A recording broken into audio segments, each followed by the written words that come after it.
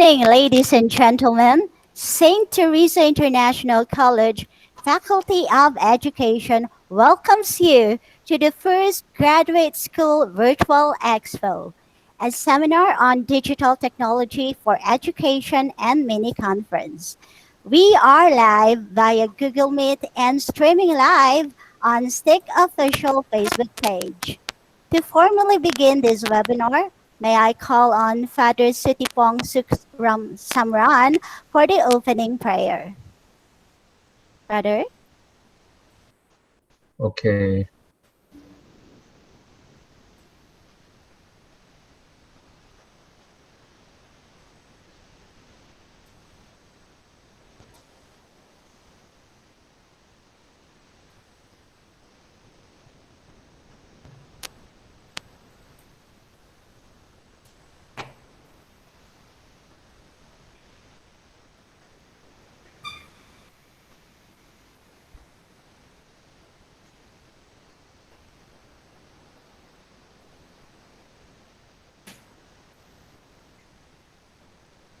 Can you see the slide?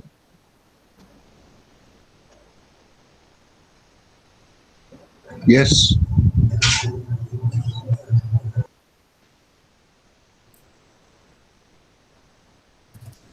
Let's pray for our seminar today together. Heavenly Father, we know that you are unchanging. Your grace was, is, and will always be sufficient for us. But you have placed us in a changing world. Please help us to recognize those changes that we can use to further spread your gospel. Help us to make smart decisions regarding our resources and how they can be best used to reach out in this digital world.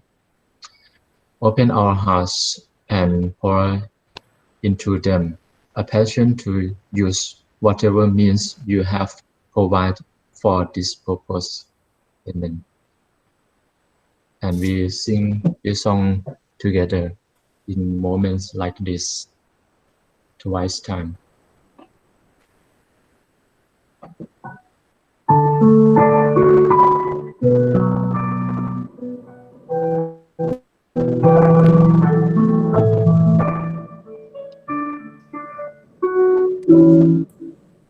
In moments like this, I sing your song. I sing your love song to Jesus. In moments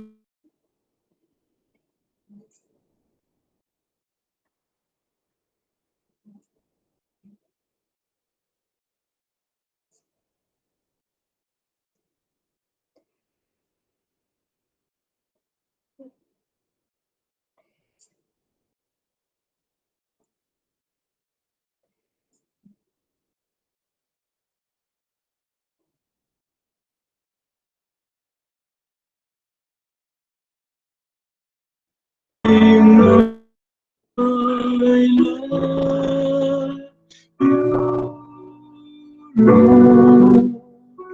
I love you. In moments like this, I sing a song. I sing a love song to Jesus. In moments like this, I lift up my hands. I lift up my hands to the Lord, singing,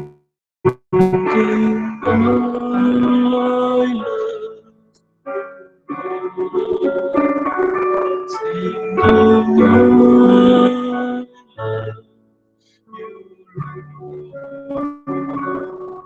singing,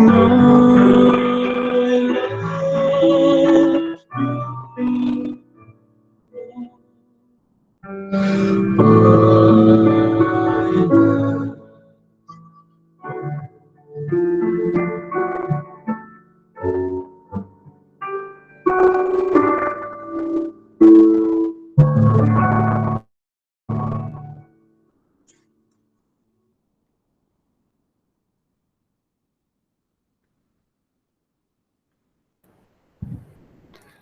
And now, ladies and Yes. gentlemen, let us listen to our college hymn, The Emblem of Success.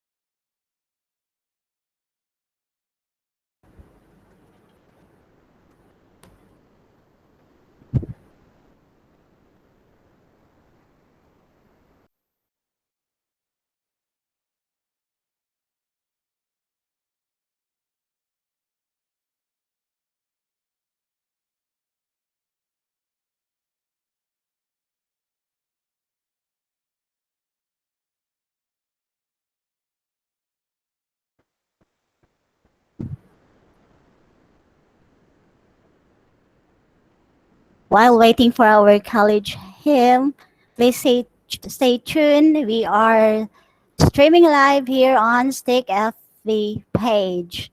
And to those, reminding those who haven't yet registered, please sign up in the link given to you on FB page and on Google Meet.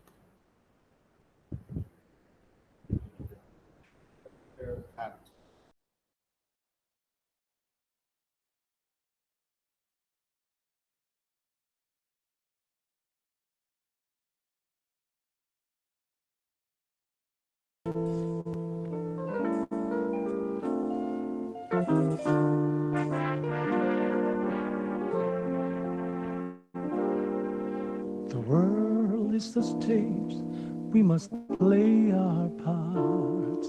The scenes may change, yet we never depart from the vision so deeply formed in our heart. Strive we must for success to last. Every vision envisaged, every mission embarked, ensuring success is hatched. In unity we march, without fear or favor. Strife and envy we push aside, seeing only victory in our sight.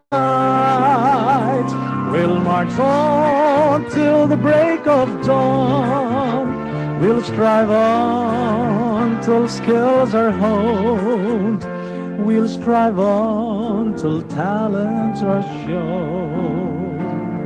Together at St. Teresa in tea, blue and green are shining brightly, shoulder to shoulder in unity, till we achieve our destiny, till we achieve our destiny, till we achieve our destiny.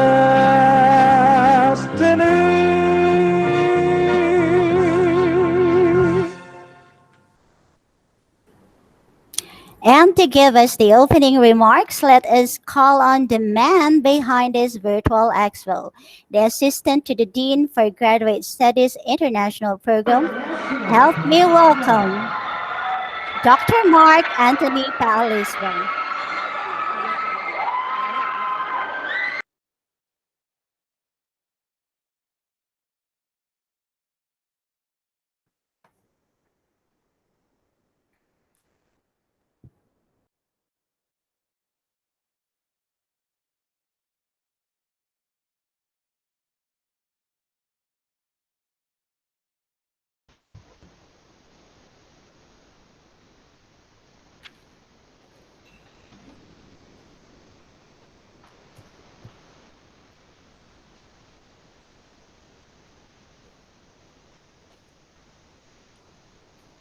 My courtesy and respect to our distinguished guests, our keynote speaker, the resource persons, our respected Dean of the Faculty of Education, Associate Professor Dr. Supak Pibul, our Assistant to the Dean for Educational Quality Assurance, Dr. Anop Potisuk, participants from the different parts of Thailand and across the globe, the organizers of this event, facilitators, presenters, our current graduate school students, the incoming graduate diploma students on Facebook Live, and to the members of our alumni in attendance. My dear colleagues, ladies and gentlemen, good morning. 3 years ago, the Faculty of Education launched its annual academic expo that offered great opportunities for aspiring teachers, the beginning teachers, and in-service teachers to showcase their academic products in the teaching profession. The Education Expo 2020 was the latest on-site activity hosted and organized by the graduate school students, where participants presented their research papers in a forum, electronic portfolios of our senior bachelor degree students, and other course projects. This year marks a significant milestone in the graduate school of the Faculty of Education as we are officially piloting the first virtual expo seminar on digital technology for education and mini conference. This is an alternative way of sharing knowledge and ideas as well as showcasing their academic works and products on current education trends and the new normal learning environment in the light of the coronavirus pandemic. This year's theme is elevating education quality through enhancing digital literacy. Our major goal is to promote and enhance digital literacy among our graduate school student teachers through a professional development seminar and showcase their academic products, projects, and tasks, such as their electronic portfolio or e-portfolio, as an effective tool in improving instructional quality in the 21st century. As we kick off the fourth edition of the Education Expo, our faculty offers a free professional development seminar to all interested teachers as part of our academic service to the community. It is one of the four main missions of higher education institutions in Thailand. We look forward to widening our horizons and expanding our network of educators and professionals for building a more responsive and innovative international community. Of course, this would not be possible without the help of our organizers, the Graduate Diploma Batches 5B and 6A students, headed by their team leaders, Mr. Dean Hampson and Ajarn Mieder van Lagerenberg. On this note, I warmly welcome you all to this special event, the first Graduate School Virtual Expo. May this academic endeavor benefit all our participants and invited educators, even beyond St. Teresa International College. Again, a pleasant day to each one, and thank you very much.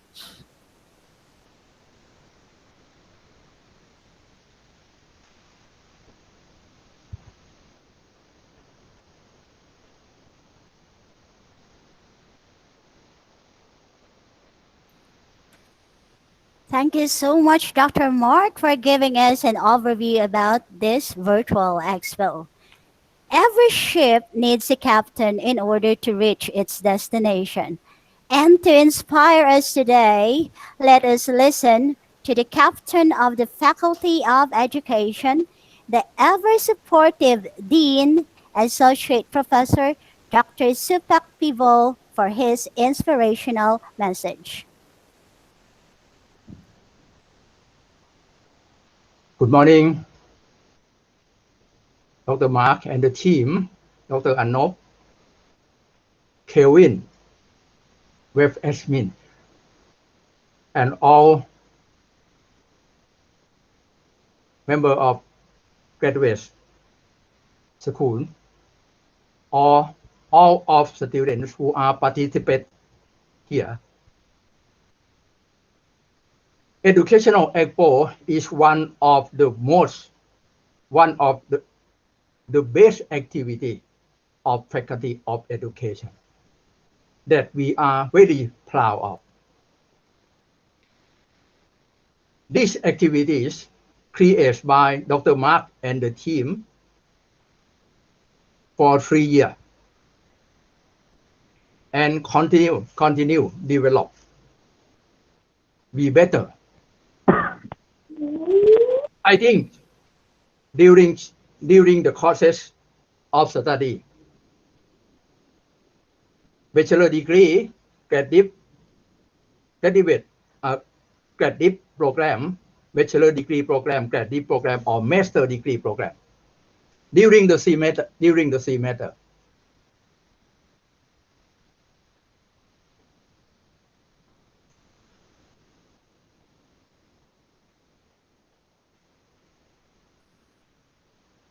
lecturers are assigned a lot of assignment to our students.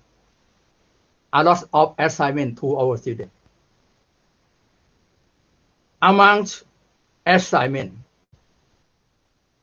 I think each student can create the best one, the good one, a lot of best academic product. Is the best way. If at the end of the semester, we are going to share together, is the best activity of knowledge management. 30, 90, 60 students who can create a lot of academic product and share together at the end of the semester. I think this activity will affect to all students to get a lot of knowledge, to get a lot of idea from college. In future, we are trying to introduce and refresh all of our students to create electronic portfolio, like Dr. Mark says. In your portfolio, it must be include or submit all academic product from a lot of subjects that you have learned. Submit a lot of academic product that create during study any course to your electronic portfolio. Your academic e-portfolio is the resource,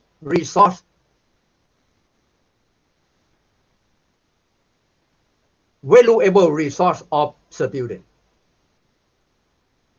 I think everyone should present electronic portfolio. Every student should present electronic portfolio to the seminar, but some of the students maybe should to present on the stage. Everyone should present in their portfolio in electronic room. Some of students maybe chosen to present in the stage on the seminar today, like today. I think if your portfolio is the best, your portfolio is the best. I myself create my portfolio too. When Saint Teresa want to invite me to be a dean, they investigate from my portfolio. When you are going to applicant for a good job, other job, to change a job in future, you must present your portfolio. If your portfolio is updated and have a lot of academic product, you are high performance student. You are high performance teacher. Everyone needs you. Every organization, every school needs you. If your portfolio is the best, I believe in portfolio assessment. I study in the field of measurement and evaluation. When I evaluate assets, when I assess someone, he is high performance or not, I evaluate from their portfolio. In future, I suggest that everyone should present their portfolio at the end of the semester. Some student maybe chosen to present on the stage, on the seminar.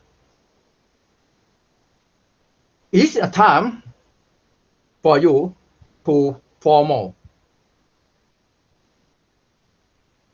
seminar today.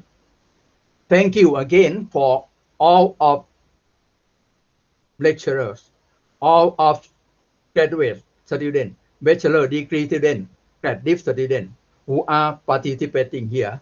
It's a time for opening the seminar. Enjoy seminar, please. Okay.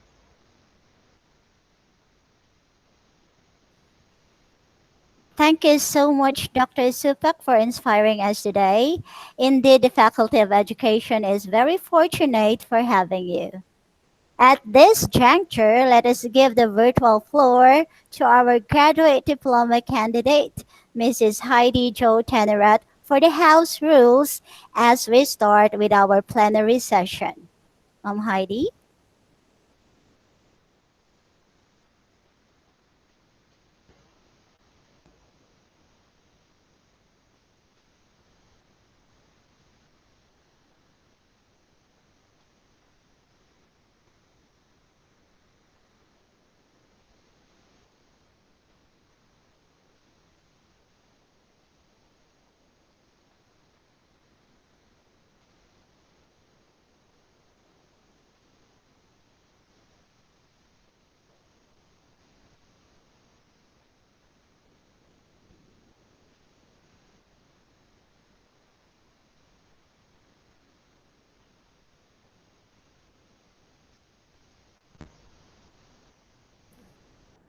Excuse me, Ma'am Heidi, we cannot hear you. Will you please turn on your microphone? Thank you so much. Sorry about that. So as we get started with our expo this morning, I just wanted to go over a few of the house rules as they relate to our participation as participants as we respectfully listen to our speakers and interact with them. So being that it is 2021, a lot of these are kind of second nature for most of us. So we just wanted to really quickly introduce them to make sure that we're all on the same page going forward. So the first item is just to kindly ask that everybody make sure that your microphones are muted for the duration unless you are called on to participate during the Q&A session. And we would like to ask, this may be a little different than what we're used to, but we would like to ask that all of our participants kindly keep their videos on to kind of make it a bit more interactive. This is for those of us that are joining via the Google Meet, of course. And as you are participating and listening and taking part, We just ask that you situate yourself in a quiet place with no distractions so that you can really take away the best that we have to offer today. A couple other few quick items before we kick things off. When you are participating in the chat, if you're in Google Meet, or the comments on Facebook Live, we just ask that you be appropriate, of course, with your comments, and also try to keep all comments on topic. Our facilitators are really busy keeping track of a lot of things today, so please keep things on topic, and they will take care of whatever you need, and be sure to get your questions if possible. And again, I mean, as with everyone here at STIC, I am sure we are all professional. So just please be respectful and know that if you do have any inappropriate comments or anything like that, they will be removed, of course. So please be respectful in your comments. And then finally, with regard to how things will work for the Q&A sessions, during the presentations, we just ask that if you have any questions or feedback, if you could please post that to the chat if you're in Google Meet, or to the comments section if you are joining us on Facebook Live. And you don't necessarily need to wait until the brief Q&A time that we have. If you do have any questions that come up while you're listening, you're welcome to post those as you think of them. And then when we do get to our Q&A session time, all of our questions will be moderated by our very capable facilitators. And so we just ask that you wait to be called on before speaking and asking your questions. And we will, of course, do our very best to get to everyone, if at all possible. And finally, last but not least, just a couple of disclosure items. We just ask that this particular expo is not to be reused in any way. It's for educational consumption. And if you would like to use all of it or part of it, you would need to contact STIC to receive written permission beforehand. And as this is an online expo, we just understand that your rights to privacy will be waived. And so again, thank you all very much for joining us, and I will pass this back to our MC as we begin our plenary proper session. Thank you. Thank you so much, Ma'am Heidi. Hope everyone will cooperate. And now we come to the highlight of this event. We are about to listen to our keynote speaker. So just like what Ma'am Heidi said a while back, if you have questions, kindly type it on the comment section of the STIC FB page or type it on Google Meet chat box. Elevating education quality through enhancing digital literacy is our theme for today's webinar. We are privileged this morning to learn from a very amazing person. I say amazing because he is in demand when it comes to ICT-related matters. Joining us today is a software engineer and a graduate of University of East London, UK, with first-class honors. Wow. He has 8 years of experience in front-end technologies combined with machine learning. He is expert in algorithm and search engine optimization. He is currently the web systems developer of St. Teresa International College, Thailand. Ladies and gentlemen, let's give the virtual stage to our keynote speaker, Ajahn Kelvin Haji Rahim. Let's give him a virtual big round of applause. Ajahn Kelvin, the floor is yours. Wow, hello. Can you guys hear me, yeah? All right, excellent. Thank you very much for that lovely introduction. I feel like it's probably going to be more interesting than the talk itself, but I'll do my best. One moment, let me just try to share my screen.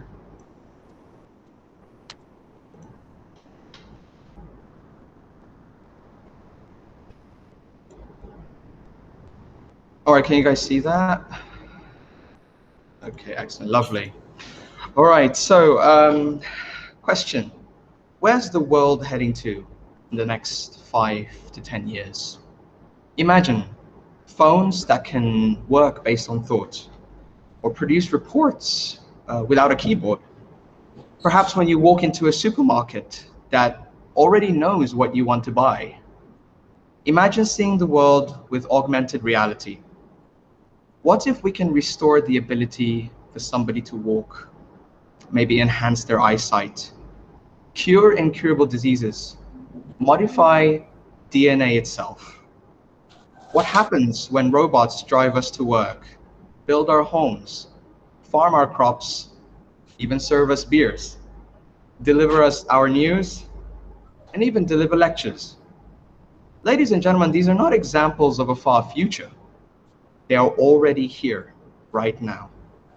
With so many new disruptive technologies in 2021, and with the pandemic creating new demands, this is only going to happen at exponential speeds. So you're probably wondering how much of your world, the education industry, is going to change. How does it affect me? Today, I want to try and reshape the way you think about your future and see beyond. Are we ready? Excellent. All right, first of all, I want to just say one big congratulations to a lot of you who are completing the degree, right? I just had a chat with Dr. Mark a while back, and he was in tears because he was so happy he won't be seeing a lot of you again. All jokes aside. All right, so on with the show. So let's talk about a little bit about disruptive technologies, the technologies that are coming in today and will disrupt the new normal, really, for the next 5 to 10 years. First of all, I think all of you are aware that 5G mobile internet has already entered the market. You can buy 5G devices for as cheap as 7,000 baht right now on Lazada. With 5G speeds, internet speeds are exponentially bigger. You can download materials much, much faster. And how does that help you in the classroom? Well, it means that now students with certain technologies can view high definition video, can download large quantities of information that would be helpful in their academic studies. The next thing would be Internet of Things. Now, Internet of Things refers to being able to connect everyday items to the internet. It could be as simple as lights in the classroom where we can connect it and control it using the mobile phone or using the internet. If you merge Internet of Things with 5G, that provides with a lot more power over controlling devices in our environment. Another new technology is called blockchain, and I think all of you probably are aware of something called Bitcoin. Bitcoin, I don't know how many of you are like investing in Bitcoin right now. The market's a bit shaky, but what essentially blockchain is, in the past we used to have traditional systems where everything was centralized and there was one organization or a handful of them that managed transactions. Now with blockchain, everyone on the network could be considered a ledger manager, where every transaction, everyone would have a record, and it would be sort of peer shared, as this will enhance security. How does that apply to education? Well, there is research going on today where we can verify certificates like degrees using blockchain technology. And I see that there are so many different potentials to blockchain. If you're interested in doing research there, I highly recommend you get into that industry because I think there'll be a lot of money in it as well. Another one is quantum computing. So in classical computing, what we have nowadays, computers read everything in binary, which is zeros and ones. With quantum computing, we can actually have certain degrees of zeros and ones. We could have 0.1, 0.2. We could go down into different fractions. We refer to them as qubits. With quantum computing, computers are just going to get even more powerful, more exponentially powerful. And this is something that probably the future generation of students and kids now will probably be able to access in very near future. And I think that we should all be made well aware of this technology and see if we can share it to our students as well. Augmented and virtual reality. I don't know if you guys have ever played the game, I think it's Pokemon Go, where you can actually use your phone to catch Pokemons. Essentially, you can use your camera to view different angles of the world, and you'll actually see animated items on the screen where they're not supposed to be there. I won't go into too much detail about that, but it's an emerging technology, and I think there's a lot of applications there in education. Anyone here owns a Tesla car or a self-driving car? Well, I wish I do. Essentially, we're gonna start to see more automation with more powerful computers, with the emergence of 5G. We're gonna start to see everyday household items get more powerful, such as the car or a truck. We already are seeing cars that can drive themselves, and I think this is something that the future generation it's going to be very normal for them, and this is something that they should be made well aware of. Now, I want to come down to the main bit of the talk, which is artificial intelligence. I'm going to go into a little bit more detail because I feel like artificial intelligence is something that will really disrupt the world and the job markets in the next 5 to 10 years. First of all, when I say AI, I think most of you are thinking of the Terminator or like whatever you see on sci-fi. But it will surprise you to know that we're actually getting really close to really smart machines. Let's just talk a little bit about intelligence. Okay, so right now, if we had a graph measuring intelligence, and in the time of developing AI machines and AI intelligence, ants are probably around here. You've got bird intelligence, chimpanzee intelligence over here. AI is roughly within the animal kingdom level of intelligence, as we like to refer to. We've got a line here for regular dumb human beings, and then we've got Einstein level. And I hope all of us are in between that gap or even beyond Einstein. So this is what progress we've made today. What happens when they get smarter, when they hit to dumb human beings? And it's only just a matter of time, because this is an exponential growth of intelligence that we are doing with AI. So once they hit dumb human intelligence, they'll reach Einstein intelligence in a very short period of time. And then what happens beyond that? So this is something that we should be very well aware, and we should try to tackle all the moral issues and the technical issues that AI brings. In fact, we are today very close. On the left-hand side, we have the portrait of Edmund Bellamy. This painting was actually produced by an AI machine. So it means that, what does this mean? This means that AI technology can actually start to get creative. We thought that AI was sort of limited to just doing very complicated calculations or very basic image recognition. Now, we've actually started to develop machines that are very creative. So creative, in fact, that we have AI machines producing books. This is actually a novel, One the Road, produced by John Boat Edition team, where they were able to produce an actual novel using AI. It's not a very interesting book, by the way, but I think they're going to get better very soon. Right here on the right, we have the dancing military robot from Boston Dynamics. I don't know if you guys have heard of Boston Dynamics. And they produce very intelligent robots, primarily for military purposes, but I believe Google has purchased the company, and they're producing robots that with a vision of helping assist human beings in day-to-day life, not just for the military. So you can see that we're getting very close to extremely smart machines, almost at human level intelligence.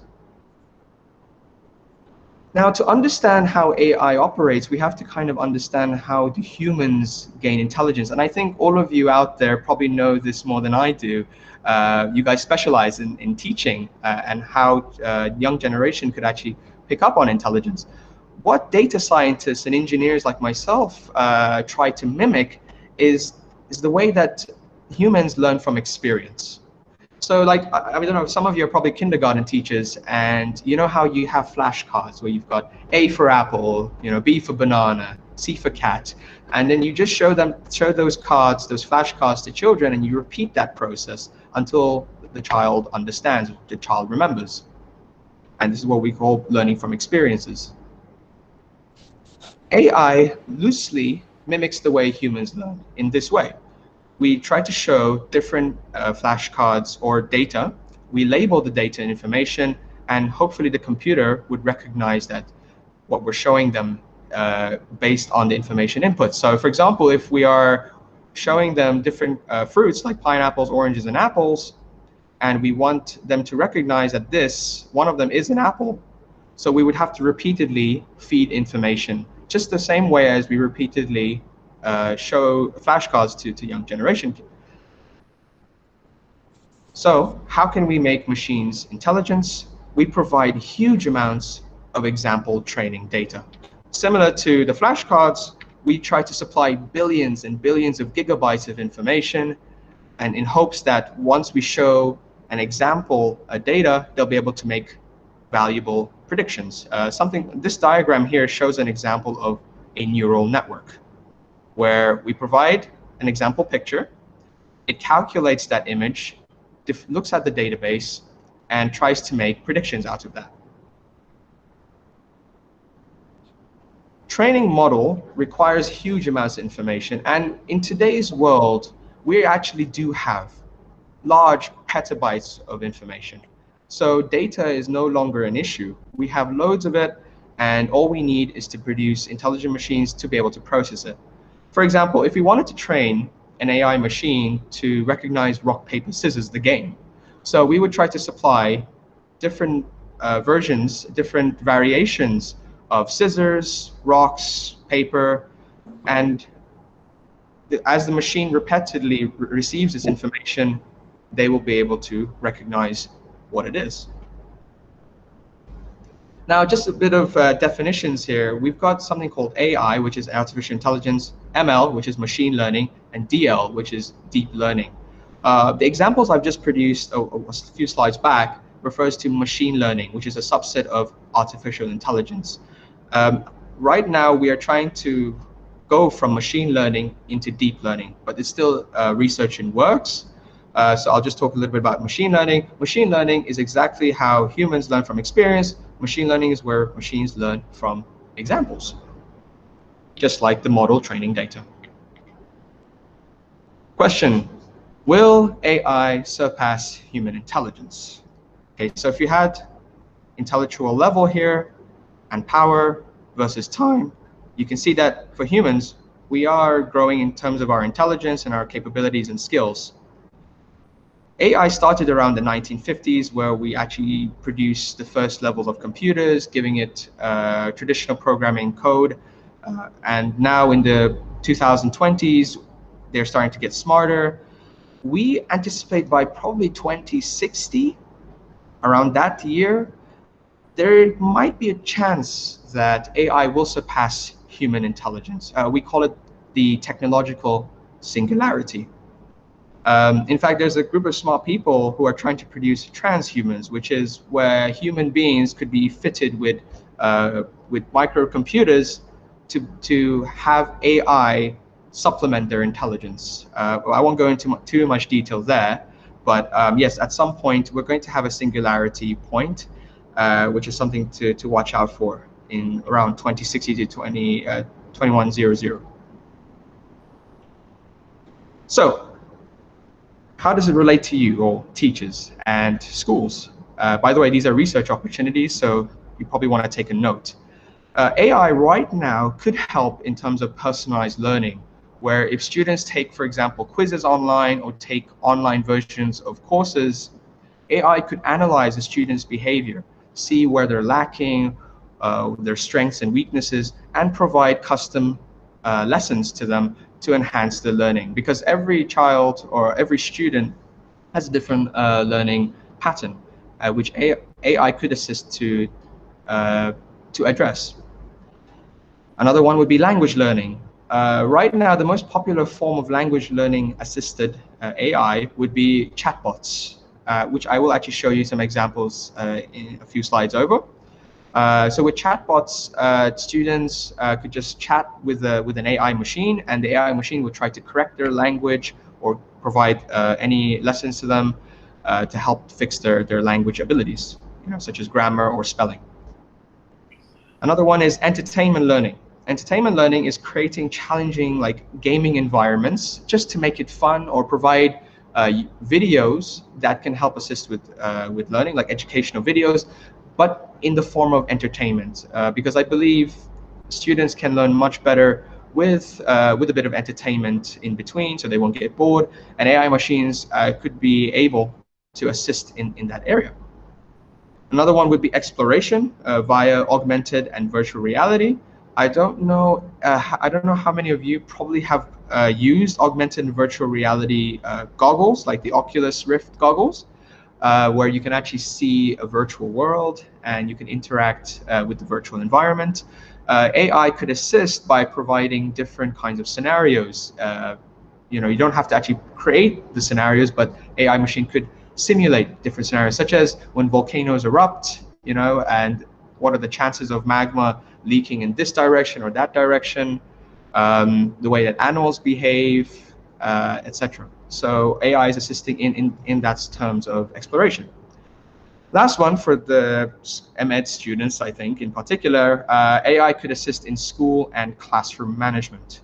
With school and classroom management, imagine just AI machines producing timetables for you and scheduling. There's a lot of research going on. In fact, here at St. Teresa, we're trying to do that. We're trying to create an AI machine that can help develop school and classroom timetables. We're making some good progress, but stay on the lookout. And if you have any ideas or you would like to do some research into that, feel free to approach me. Okay, so AI platforms that are available to you right now. The first one is Duolingo. Duolingo is kind of like a language learning platform. It's free. You can share this among your students. So there's a lot of interactive games. There's a built-in chatbot, and it basically uses AI to deliver customized lessons for language learning. I definitely recommend you to take a look at that. Another one, very similar to Duolingo, is Modley. Modley is very special because it actually supports a lot of languages as well. So you could learn Thai, you could learn Japanese and Chinese and multiple different languages, and they try to create it in a sort of game entertainment style of teaching merged with AI. Another one is called Andy, where you can actually learn English by working with a chatbot. It's available on Android and Apple devices. So you can just chat to it using natural languages, and it'll try to create customized lessons to teach you or to correct sentences. And I think this is very useful for anyone who's trying to learn a second language. Eggbun, this is very specific to learning Japanese, Korean, and Chinese, not so much English, very similar. It is a chatbot as well. This is going to be probably a little bit of a trouble for math teachers. Microsoft has produced something called Math Solver, where you could just write down formulas on a sheet of paper, take a picture of it, and it will actually solve the math problem using AI. Highly recommend that you take a look at it. I've actually solved a lot of math problems using this application. It is free, so yeah, go ahead and check it out. For those of you who find it challenging to create lesson plans, there is actually an AI machine called IBM Watson, which is also known as the teacher advisor. It is a machine that helps create lesson plans. So for example, but right now it's limited to only mathematics and science lectures and lessons. You could add, I think they're going to be developing it into other fields like geography, history, English, etc.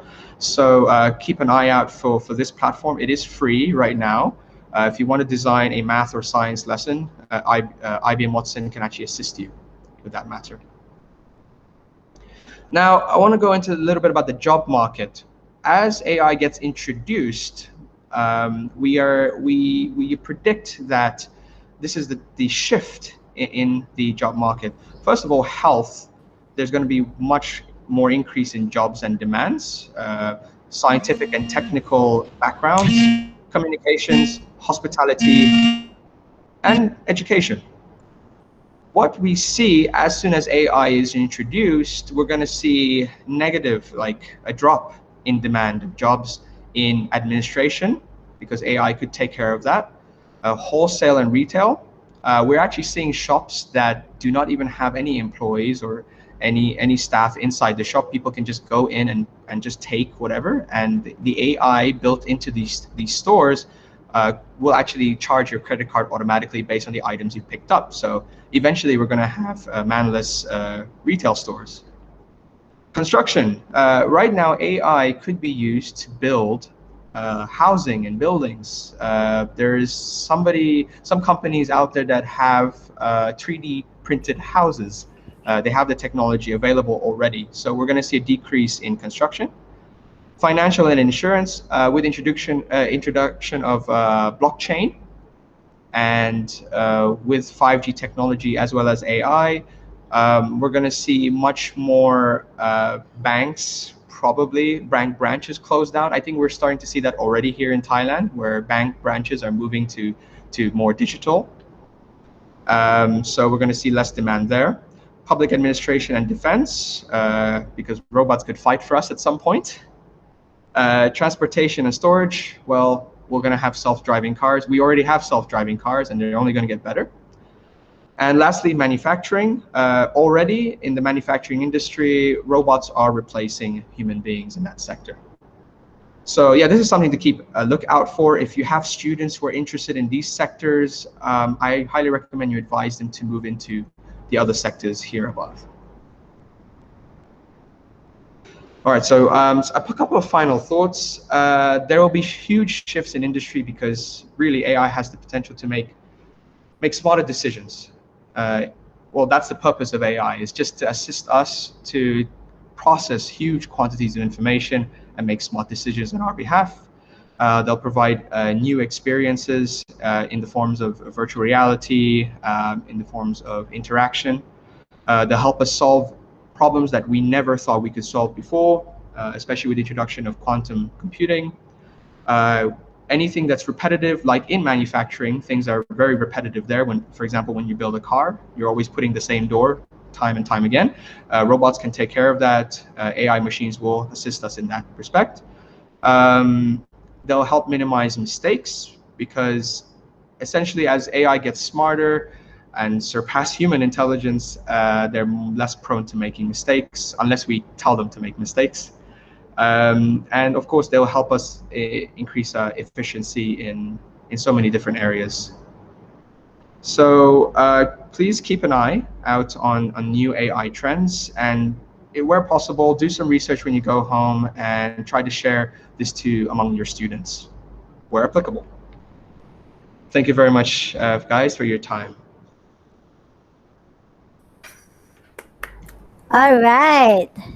Thank you so much, Sir Calvin, for that very informative lecture, sharing to us your knowledge about artificial intelligence. Now I understand what AI really is, but I know that some of us here have some questions that need to be answered. Now the virtual floor is open for your questions. Okay, so the first question is, okay, what do you think will happen to the human teachers in the future? What do you think will happen to the human teachers in the future? Excellent questions. What do you think will happen to human teachers? I think, sorry, we're just going to mute the mic here. Okay, yeah, very good question. I think that there will be a larger increase in demand, in fact, of human teachers. Although there's one thing that AI does lack, and there's huge research going on, multi-billion-dollar research going on, but they haven't solved it yet, which is common sense. AI cannot, at the moment, it's still, again, going through billion-dollar research, have common sense the same way as human beings do. They can take examples, process that, but they can't really apply any form of common sense.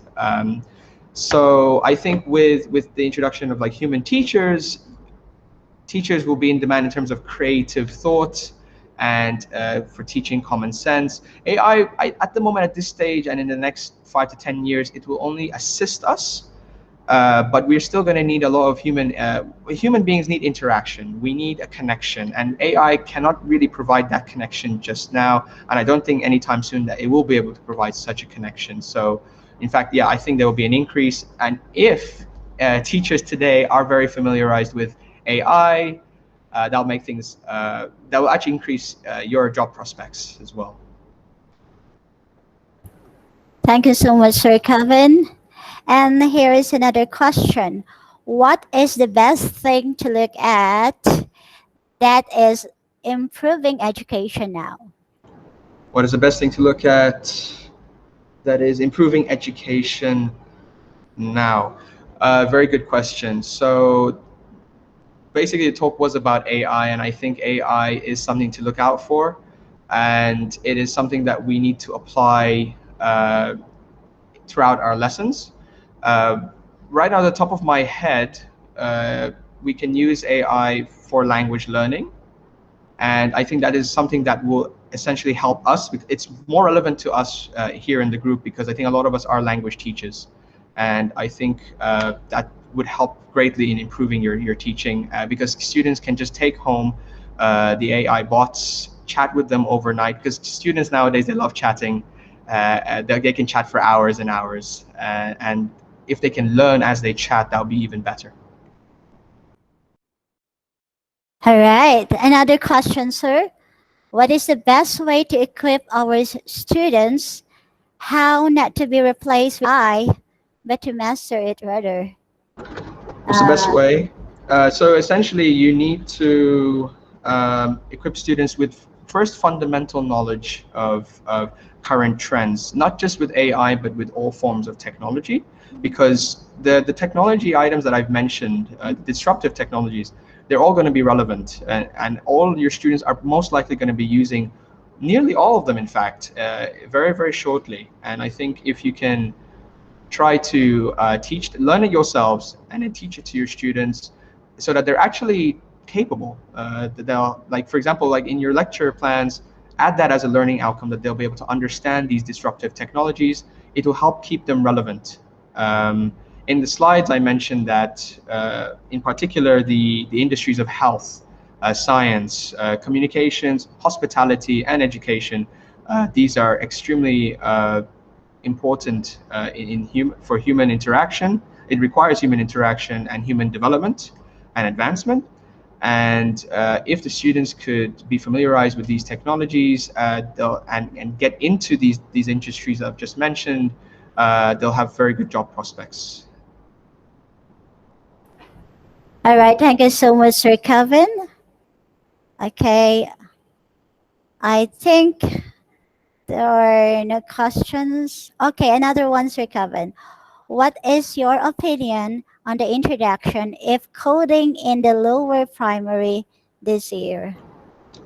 I think that's great. I think that's fantastic because with coding, with programming, students it's not so much that they'll be able to design and build software, but they will start to understand logic and be able to. It can actually affect them in their personal lives as well, where they can think more of a systematic way. I did notice that sometimes people do not have that sort of systematic thinking where they can think, okay, I have a problem, I want to solve it, step 1, step 2, step 3. So introducing coding at that lower level could help teach them that kind of lesson. Another question, sir. How will it be beneficial to replace experienced teaching techniques by AI? I think replace is a bad word. I think it's more like it will assist and it will enhance rather than replace. I don't think AI is capable to replace teachers just yet or anytime soon, but I think it would be much more advantageous to assist in teaching. Yeah. All right, thank you, sir. Hope our speaker have answered all your prayers, all your questions. Okay, I'm sorry. Okay, so are there any questions? Are there any questions from the audience? No more Yes, questions? yes, ma'am. Can I ask, is there an ethic that will guide us in using this AI as of the moment? I think we don't need to worry about that at that stage because AI is not smart enough. AI, at some point, yes, we need to apply ethics and morals to computers, but we believe that that's a very, very debatable question, to be honest. And we can't really know the answer for sure today because AI isn't smart enough at the moment. AI is only capable of providing, you know, getting input, receiving input, and providing certain outputs. This is a really big, broad question, and it requires a huge. There's a lot of debate going on right now in the industry, but essentially, yes, we need to think at every step about ethics and morals when it comes to AI. I got a question as well. Sure, please. So you just said that you are not yet sure whether AIs will be smarter in the future, right? So basically, we are developing something we even don't know ourselves. And in case if you say that they will take over our human race, right? Or whether they will not, how sure are you? And if you are that sure, where is your information coming from? I don't think I ever mentioned that they will take over the human race. I only said that they will surpass intelligence at some point. Okay, with that being said, let me ask you, do you think? Do I think what exactly? Sorry. Do you think that AIs will be dangerous to our human race in future? Yes, at some point they could be. Depends on whoever's building it. Remember, some people are building these machines. So Right. if people have mischievous intent, AI machines will obviously go ahead and So perform like mischievous intent. basically we are building something which might kill us. Yes or no, sir? Yes and no. Yes and no, yes. Thank you. That's all.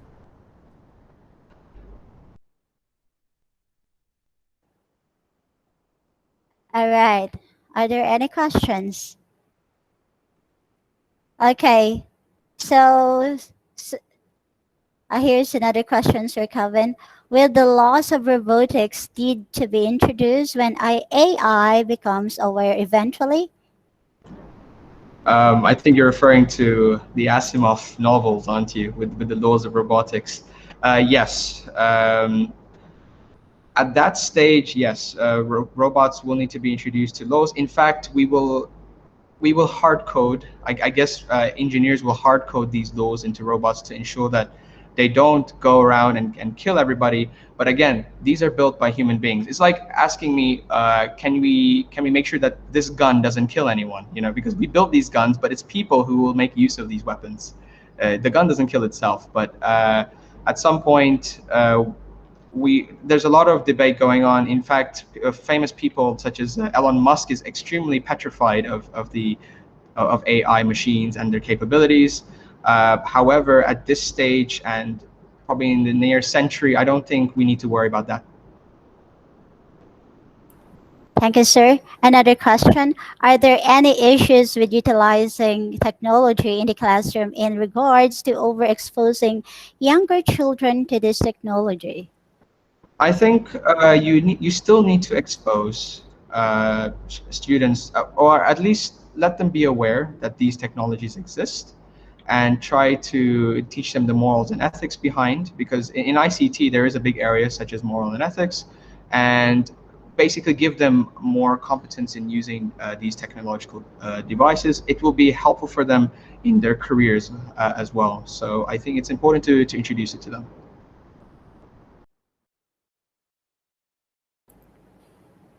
Okay, are there any questions? I have a question. Okay, I would like to ask, what has been the drawbacks? What has been the drawbacks without AI machines, especially robots, to our educational system? What has been the drawbacks? Yes. Could you elaborate that question? What has been the disadvantages? Because we know, actually, we've been studying, we've been educating kids without any problem. So what has been the drawbacks without robots? Okay, what has been the drawbacks without robots? Right now, my intention is to create more awareness, and I think that students in the future will need to be more aware, because in today's industries, they're starting to make use of robots and AI machines, And if students do not have this sort of understanding, they will be disadvantaged in the job market. In terms of educational institutions, can you imagine now education institutions are sort of competitive against each other? So what if one school introduces AI and they found out their students are learning better than your school? So it becomes, it does affect the industry in that way as well in terms of competition. So that would certainly be a drawback. I hope that answers your question. Okay. Thank you. Hello, everybody. It is Teacher Vlad. May I say something about AI? Sure. Oh, okay. So I am Russian. And in Russia, they released a plan for, I think it's about until 2013, yeah? And this plan about changes in education. So what do they want to do? They want to replace schools with internet platforms. Powered by with artificial intelligence. When a child is born, a digital tutor is assigned to a child, and then throughout all his life, this digital tutor tells him or her what to do, what to learn. It will offer subjects or topics to learn or to choose from. So a child should choose from topics offered by digital tutor. And who is behind this? Microsoft. Russian High School of Economy. It's the main institution that shaped the Russian education system. Then maybe some leading Russian banks, something like that.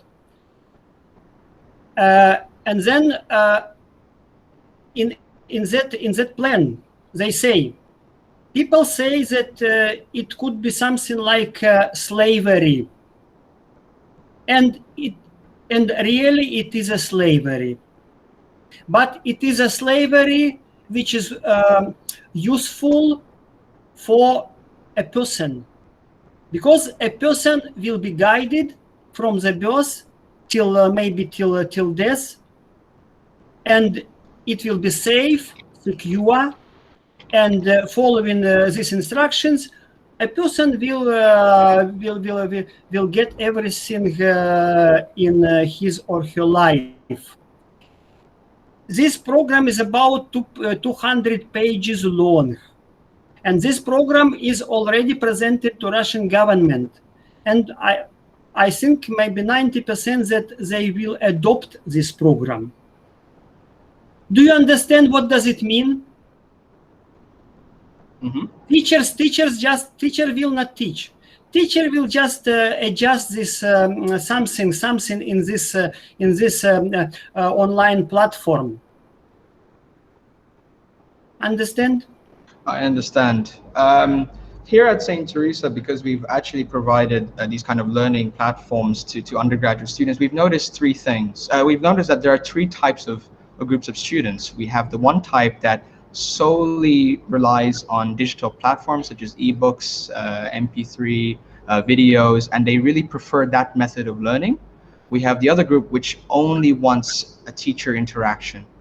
They despise digital technology and just wants a human connection in order to learn. And then we have the third type, which is a hybrid of both. So I find that, yes, I'm interested to know what happens after they introduce such a platform in Russia. However, I feel that there will be a certain degree of failure to that because of the different behaviors and preferences of students, especially what we found. They don't think about students. They think only about themselves, only about how to implement this system into education. And you know, now with coronavirus restrictions, everything like that, such programs become popular because they are open way for online education. And in Russia, they are trying to change education system towards this digitalization for a long time. And I am sure they will implement maybe not all the program, but many things from that program. And it sounds not very good. It sounds like scary because they want to replace teachers and real teachers, real schools with some online program, digital tutor, something like that. It sounds scary. Right. I think we should. One thing to note is where does all this information come from in terms of the teaching material, and that's still produced right now with current AI technologies by human beings. It's not so much that AI produces everything and creates everything. I think we haven't come to that stage yet, and I don't think we will in any very near future. But in terms of producing teaching materials or producing lesson plans, it still requires human beings to teach it what to do. So yes, at some point, those AI machines will get smarter and will be able to independently teach students. However, it still cannot teach certain things like human connection, the soft skills, communication, human connection, and problem solving, and general common sense. So I think that's where most of efforts of human being teachers will go into as AI gets more involved in the classroom. And I think there's still a lot of gray area because not all institutions have adopted this. I'm not sure, have they already adopted it in Russia, meaning that they're using it actively? Not yet. They make just plan. It's just a plan, but it's just yes. a plan, yes, okay. but very big plan. It's a big plan, and we won't know for sure how effective it is until we actually try it, until they actually get introduced in a small sector. The thing is that very often they don't try, like it was with standardized tests. Yeah, now they implemented standardized tests in Russia, but they didn't test them. And many educational institutions were against it.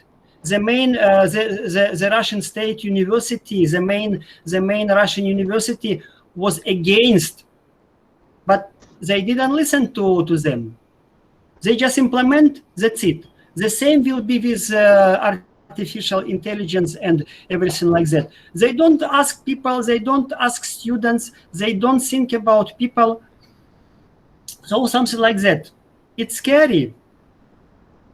Yeah, it can be scary if we need to first practically use these applications. I think once we have a little bit more awareness, it will be less scary, and I'm pretty sure that the platform that they're planning to introduce will still have its limitations and will still require human beings to teach our next generation. I think it's not going to be purely just AI to teach people at this moment in time, and I'm not within the next 100 years at least. And then you see something like, okay, I think Intel, if Intel is behind it, yeah, so they want to sell. I'm sorry. Excuse you, Sir Vladimir. Thank you so much for sharing your opinion, but we really need to move on with our program. Okay, so I guess John Kevin have already answered some of your questions because Yes, we still need. okay. Yeah, because I'm so sorry because we need to answer other questions from the other participants. Okay, if you don't mind, okay, I want to read again the other questions of some participants. Thank you so much, Sir Vladimir. Okay, sorry. Okay, it's all right. It's all right. Thank you for your question. Okay, thank you so much. Thank you so much. Okay, I joined Kevin according to Dr. Supak. Please introduce useful platform for lecturers in the line group in our STIC e-learning. Sure, Okay. definitely, And yeah. okay, and also from the Google Classroom, it's a question from Miss Heidi. What are some ways we can practically incorporate AI as educators now or in the near future? Or in the near future. Probably this will be the last question. Or some ways we can practically incorporate AI, or some ways we can practically incorporate it. So essentially, first of all, you have to understand, you have to know what are you teaching and whether there are AI machines that are able to assist. That would probably be the first question I would ask myself and do some research on. For example, if you're doing language learning, I would slowly try to introduce what's currently available, such as AI chatbots. I would start off slow, try to introduce these machines, see their practical limitations, and if they're particularly useful. Right now, everything that comes down to AI is still undergoing heavy research. There's a lot of things, there are a lot of gray areas that we don't know. And as they get smarter and smarter, we actually will see bigger gaps in how we can understand AI, because when they start to get more complex, it may surpass our way to understand them as well. Yes, it sounds a bit scary, but it's not that scary, because we will limit these machines. And so, yeah, if you just try to introduce it slowly, find ways that you feel like you are doing repetitive tasks. I think there's in teaching, there might be some things that are very repetitive that AI could assist. All right, thank you so much, Sir Kevin. So other questions can still be answered after the webinar. So you can contact Sir Kevin through email at webadmin@stic.ac.th. All right, so again, thank you so much, Kevin, for that very informative lecture that you gave us, and thank you so much for answering all the questions of the participants. So Thank you very much for having me. all right. Okay, so please stay as we award to you your e-certificate. Did you use blockchain with it? Yes. So to other participants, you can still send your questions to Adjourn Calvin via email. You can contact him at webadmin@stic.ac.th. All right, so we're waiting for your certificate, Sir Calvin. Thank you so much. We really learned a lot from you today. Thank you. Yeah, feel free to send me an email, and I'm more than happy to answer any of your questions. If you need any recommendations, yeah, definitely feel free to pop in an email.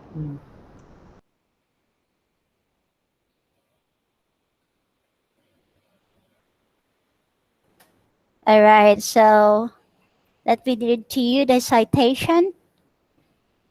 Okay, certificate of appreciation is proudly presented to Mr. Calvin Haji Rahim. Okay, okay, I can't. All right, this one. Wait, Sir Calvin. I can't read it. It's very small.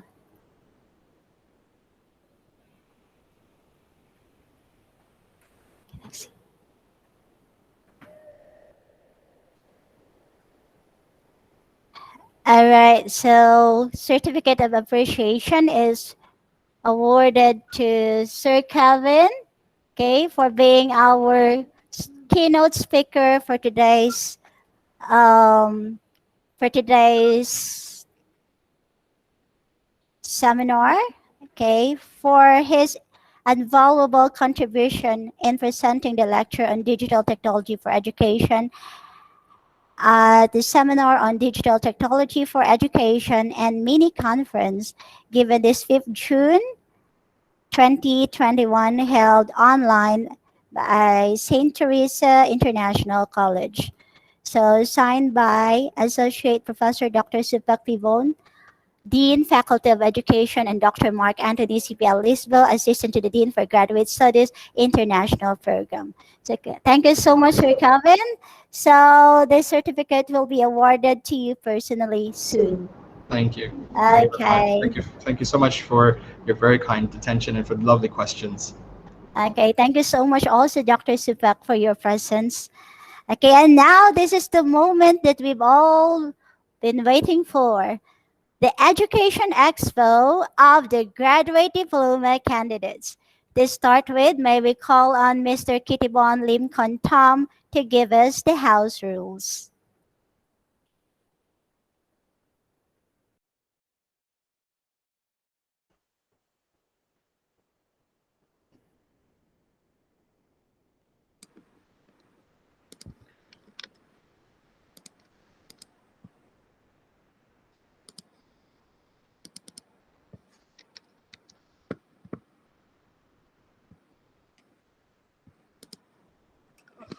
Good morning, everyone. I'll be presenting the house rules for the remaining of the session today. And I'll be presenting from my screen here. Please wait a moment. Okay. All right. So the house rules are as following. So please mute your microphone even if you are not speaking. And for the remaining of the expo, please turn on your camera. And also please refrain from eating or doing unrelated activities while the expo is in progress.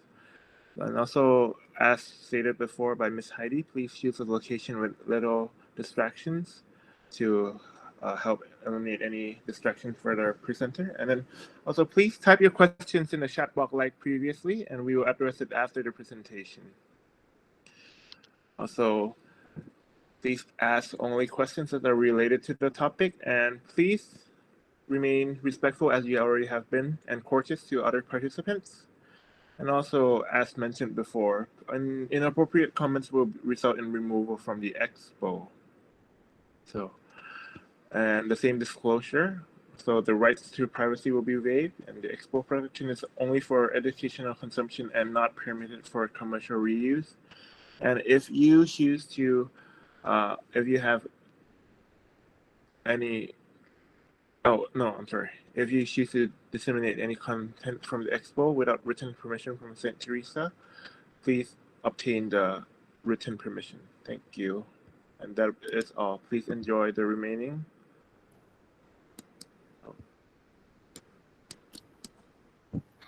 All right, thank you so much, Sir Kittibon. Okay, at this point in time, let's give the virtual stage to our graduate diploma candidate, Adjarn Midurjan Van Logeren-Verge, for his mini lecture on basic ICT concepts. Let's give him a virtual round of applause. Good morning, everyone. I hope everyone is having fun. I'm definitely. All right, so I prepared a mini lecture for you guys. It's about 30 minutes long, and I'll just let the video play. If you have any questions, you can ask after the presentation. All right, just a moment, please.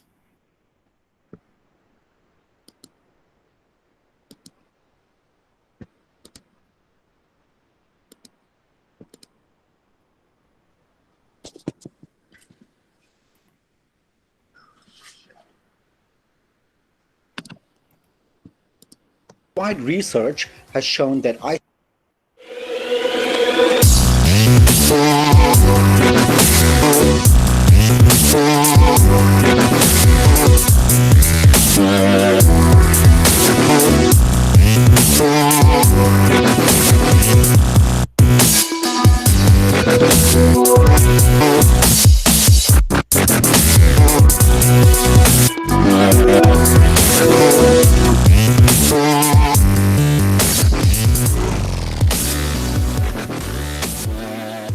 A warm welcome to St. Teresa's International College's Virtual Expo, seminar on digital technology for education. I am Adjarn Midurjan, and today I will be discussing the basic concepts of ICT in education. A little bit about my academic and professional background. I completed my bachelor's degree in information technology in South Africa in early 2000.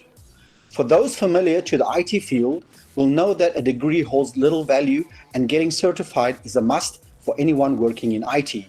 Hence me having a long list of certifications. I'm also a Microsoft certified professional and trainer with an MCP, MCT, and MCSD qualification. I also obtained certifications in graphic designing, web development, and programming. I was involved in numerous IT projects throughout the years, but my main focus or application of IT has always been in education. Even though I'm not actively doing projects in information technology right now, it has played a major role in my teaching career over the last 20 years. With my experience in IT, I hope that I can convey the importance of ICT in education and hopefully inspire some of you here today to make the transition on becoming true 21st century educators. I think most people in general have some basic understanding of what ICT is, but just in case, let us quickly look at what ICT is and how it is connected to education, the advantages and disadvantages, why it is important to educators, and how we can integrate it into our teaching.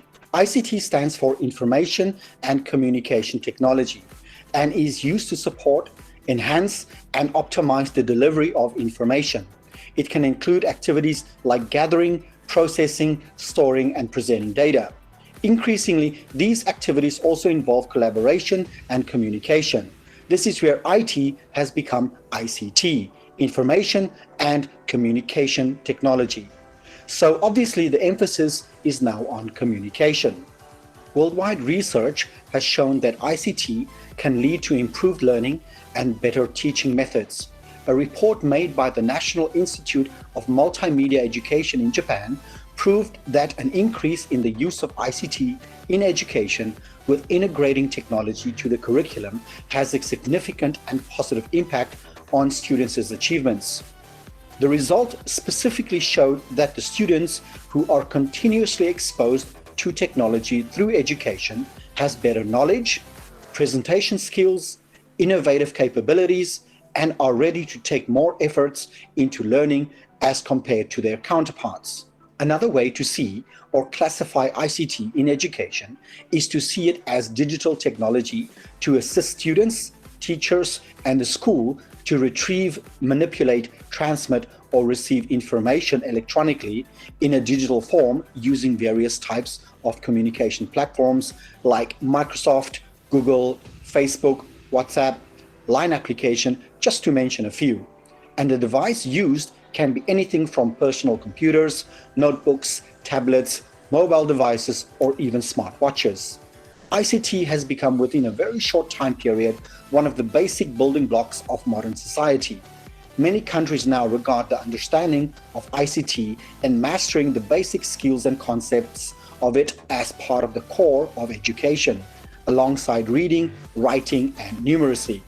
UNESCO published books for primary and secondary schools on the fundamental importance of ICT as a practical means of helping all countries, both developed and developing, to prepare young people to be active contributors to modern society. These books have two key purposes. First, to specify a curriculum in ICT for secondary schools that is in line with current international trends, and second, to outline a program of professional development for teachers necessary to implement the specified ICT curriculum successfully. Seeing that if a big organization like UNESCO promotes the implementation of ICT in education, we can understand the importance of ICT. So how is ICT connected to education? Well, that is simple. Just by looking at what type of devices or technology we use, we can clearly see how it is connected to education. Over the years, most of our lesson preparations have been done on some electronic device or presenting on a projector or playing a video or music in class. Since the COVID-19 pandemic, almost every single teacher across the globe had to either teach a live or recorded lesson or make use of some electronic device and online platform, something that would have never been possible without technology. The modern classroom has taken several steps forward in its evolution of the learning environment. Many of the benefits that we have seen in education are due to the introduction of new technology options for students. Like in the past, instead of having a single computer for a class to use or a laboratory environment for the entire school placed in the infamous ICT lab, we can now help students learn at their desk through either e-learning or mobile learning, also known as m-learning. For those that grew up before the iPhone era, I'm talking about the 80s and early 90s kids, you will remember the teacher pushing out the AV cart to watch some grainy educational video. That was what the early stages of a 21st century class looked like. Now it is interactive learning games with educational statistics tracked in real time in the palm of their hands. But with all of these perks of living in the 21st century, there are obviously some drawbacks that will either leave the teacher or student at a disadvantage. Let us take a closer look at the advantages and disadvantages of ICT in education. Today, ICT has progressed to become an integral part of the education system, and many countries are intensely utilizing the ICT curriculum and development to resolve the communication and technological differences. Looking at the advantages, I think for all teachers, better engagement is definitely a plus. This is especially important when it comes to repetitive content. As teachers, we know for better retention, it is necessary to repeat or review a topic, something that is challenging since most students lose interest in something they have done already. With technology, new and improved learning techniques can transform any lesson, whether reviewing or studying boring topics, into a fun, interactive lesson. So, with better learning techniques, students are more engaged, which in turn helps them to stay more motivated during the learning process. With technology, students can become autonomous learners and study at their own pace by accessing free online courses like MOOCs, massive open online courses. Some of the well-known MOOCs are edX, Coursera, Khan Academy, Udemy, Udacity, LinkedIn Learning, Duolingo, Treehouse, Lynda, Pluralsight Skills, CBT Nuggets, HubSpot, Academy, and the Open University. Many MOOCs provide interactive courses with user forums or social media discussions to support community interactions among students, professors, and teaching assistants, as well as immediate feedback to quick quizzes and assignments.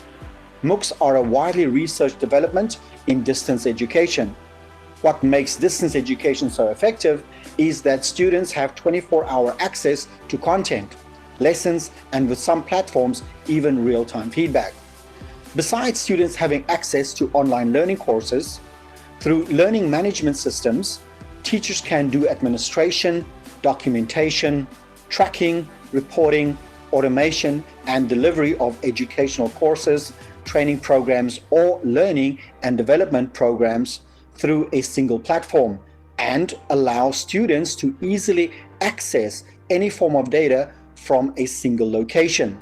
The integration of technology into vocational instruction can provide students with vocational skills and potential access to the world of work outside of the school, and allow teachers to design useful learning environments that emphasize learning in the context of real-world activities for vocational students. Since technical and vocational education focuses on the preparation of learners for employment, providing them with knowledge, skills, and attitudes desirable for the workforce, it would be logical to state that vocational education must include ICT.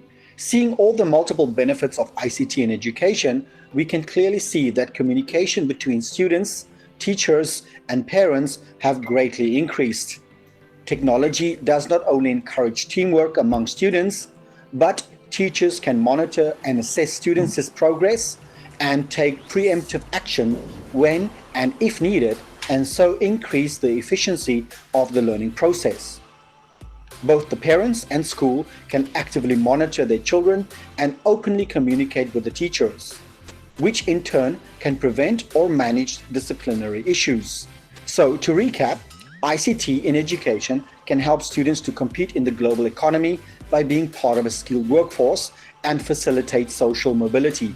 by enhancing learning experiences and providing new sets of skills, reaching more students with massive open online courses, facilitating the training of faculties, minimizing costs and saving time associated with information delivery, and automating regular day-to-day tasks, improving the administration of institutions to enhance the quality and efficiency of service delivery. But just like any other technology, ICT too comes with certain limitations. While most of the educational specialists empathize on putting aside the few disadvantages, few still argue otherwise and reiterate the drawbacks of using technology in education. Even myself, when I think of the disadvantages of ICT, the first thing that comes to mind is definitely two major issues: games and social media. We have all encountered at some point in the classroom having to deal with a student totally engrossed with their phone and having to repeat an instruction or sometimes the entire lesson, just because of how distracting a phone can be. We can all argue all day on implementing mobile devices into our lessons to discourage excessive use, but we all know that the temptation is far too great, and we as teachers need to enforce healthy boundaries. Besides being a distraction, technology offers easy access to information, which means it is far easier for students to cheat or plagiarize information. Yes, we can all say it is about being moral and teaching students to make the right decision. But prevention is far better than cure, meaning taking the necessary precautions will reduce students from cheating. While on the subject of plagiarism and copying information, it is difficult for people in general, not only students, to distinguish what information is real, and the risk of disinformation can have serious consequences for students. The information given to students must be checked and monitored by teachers to ensure the validity of the content and whether or not it is appropriate for our students. Even though ICT encourages communication, in some cases it can impede and promote antisocial behavior. Social interaction is important because it enables students to enhance their communication skills. For effective learning to take place, there is a need for proper communication.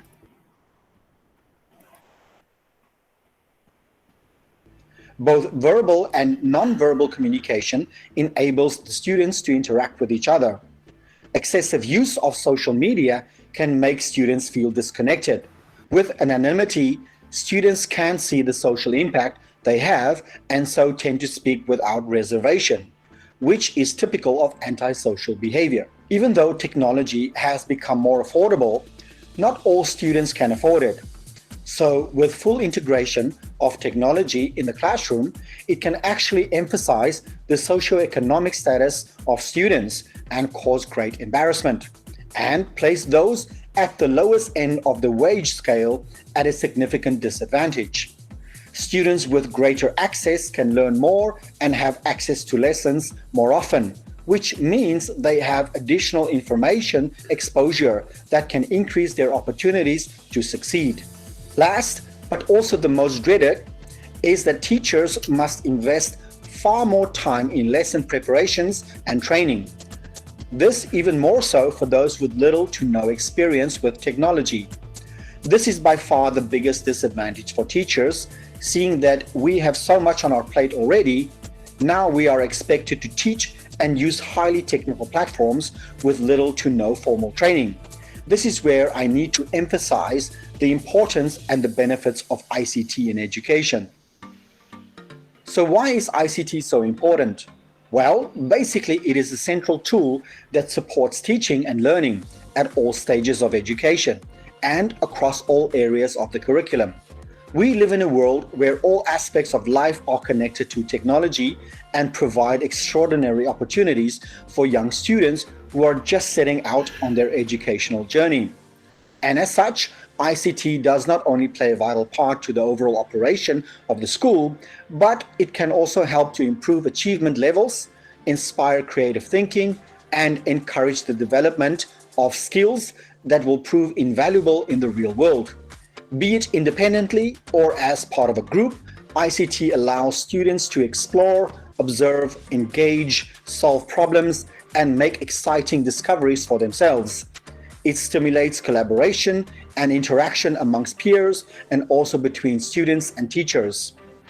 ICT resources not only provide the tools for promoting and developing these skills, but also encourages them to engage confidently in imaginative learning and makes teaching and learning more effective and fun for everyone involved. In a nutshell, ICT is important because it improves the learning experience by raising the standard across the curriculum to improve the delivery of lesson content and allow students to engage in class in a variety of ways. It also extends the learning experience beyond the four walls of the classroom for an anytime, anywhere approach, meaning students and teachers can continue to work and access resources even from home or collaborate with anyone anywhere in the world. The biggest selling points would be how ICT streamlines the assessment process. Students' data can be recorded and analyzed more efficiently for accurate assessment of the learning abilities and allow teachers to see which areas of learning need a higher level of support, in turn making the learning process more effective. It can also promote higher order thinking skills for the 21st century. This can include skills like evaluating, planning, monitoring, and reflecting, to name a few.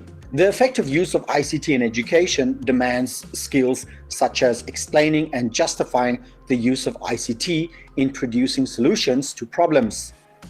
Students need to discuss, test, and speculate the various strategies that they will use. As I have mentioned previously, with the advantages, we can all agree that motivation for learning is important. Technology offers a myriad of interesting learning methods, which can encourage, motivate, and improve engagement. As a consequence of this increased engagement, students will be able to retain knowledge more effectively and efficiently. Now that we understand the importance of ICT in education, how can we integrate it into our teaching? Well, rather than asking the best way to integrate ICT, ask yourself, what do I want to offer to my classes that current methods do not offer? This should list the new outcomes you want to achieve. Once you know the goal, you can construct a framework of what you need to reach those goals.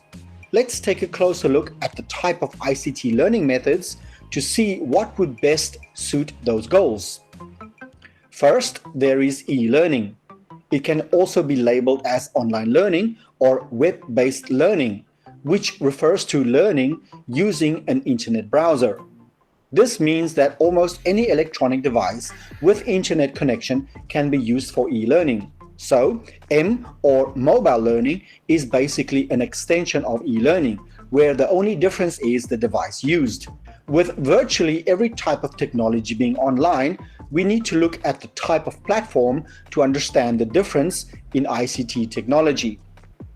These platforms can range from teleconferencing, interactive multimedia, and web-based training. So you have to teach an online class. For most schools, they will have probably chosen a platform for you. Most schools will opt for the free platforms like Google Meet or Facebook Live. Even though they have limited functions, it will still get the job done. For platforms with a price tag, most schools will go for Microsoft Teams, Zoom, Cisco, WebEx meetings, BlueJeans meetings, and GoToMeeting, just to mention a few. But if you require a platform that offers a video and audio conferencing, chat and webinars across mobile, desktop, and room systems, virtual classroom, meeting room booking, scheduling, attendee management, call recording, desktop, or browsing sharing, then Google Meet or Microsoft Teams would be the best option. Regardless of the function or price, these platforms provide some form of two-way interaction between teacher and students. As all of us have some experience with Google Meet and Microsoft Teams. Another platform is interactive multimedia. In the early stages, we mostly had computer-based training, or CBTs, which were mostly installed on a device and could be used offline. As more people are connected, CBTs have made a transition to be mostly online now. Interactive multimedia is what the name states, interactive, which allows the user to control the interaction to varying degrees depending on the nature of the program, and also give the ability to present information in multiple modalities. Here are two types of education interactive platforms.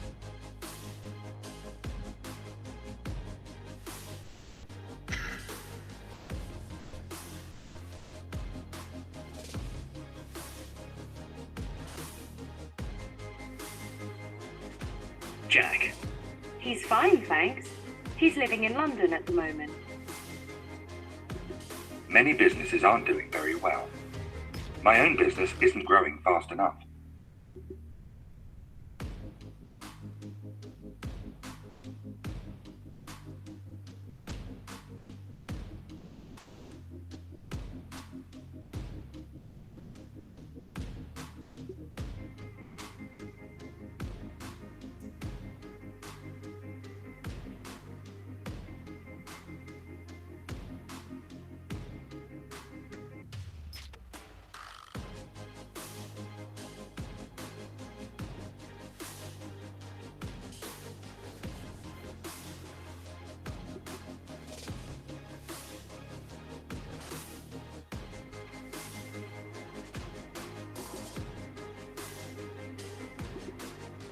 To Sally. Say hello from me if you are. Is Dr. Moore teaching here this term? Or is she in America?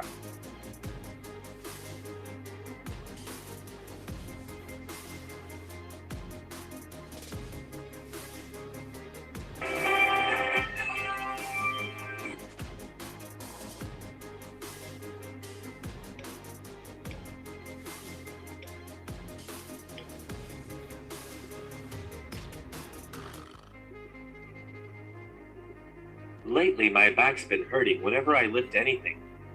You'd better take it easy for a few days. What does the woman suggest?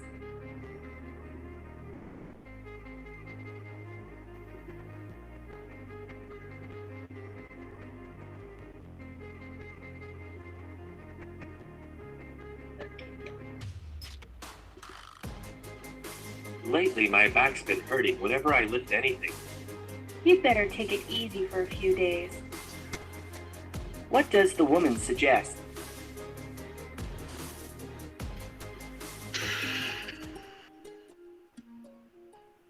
ให้เลือกภาษาที่จะใช้ภายในโปรแกรมนี้ Please select the language in the program. All the pronunciations will be in the selected language. Please select your dictionary. Example, Thai English, English Thai, Chinese Japanese. You can look at an example from the example box on your left-hand side. Please choose a vocabulary group by pressing the left or right arrow button. The picture in the middle indicates the chosen vocabulary group.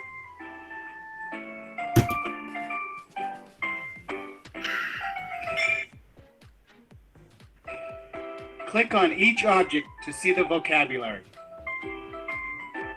ถังขยะ Bin,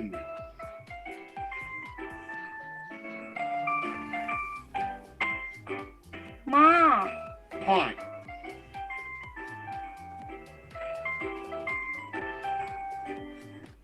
เครื่องปั่น blender,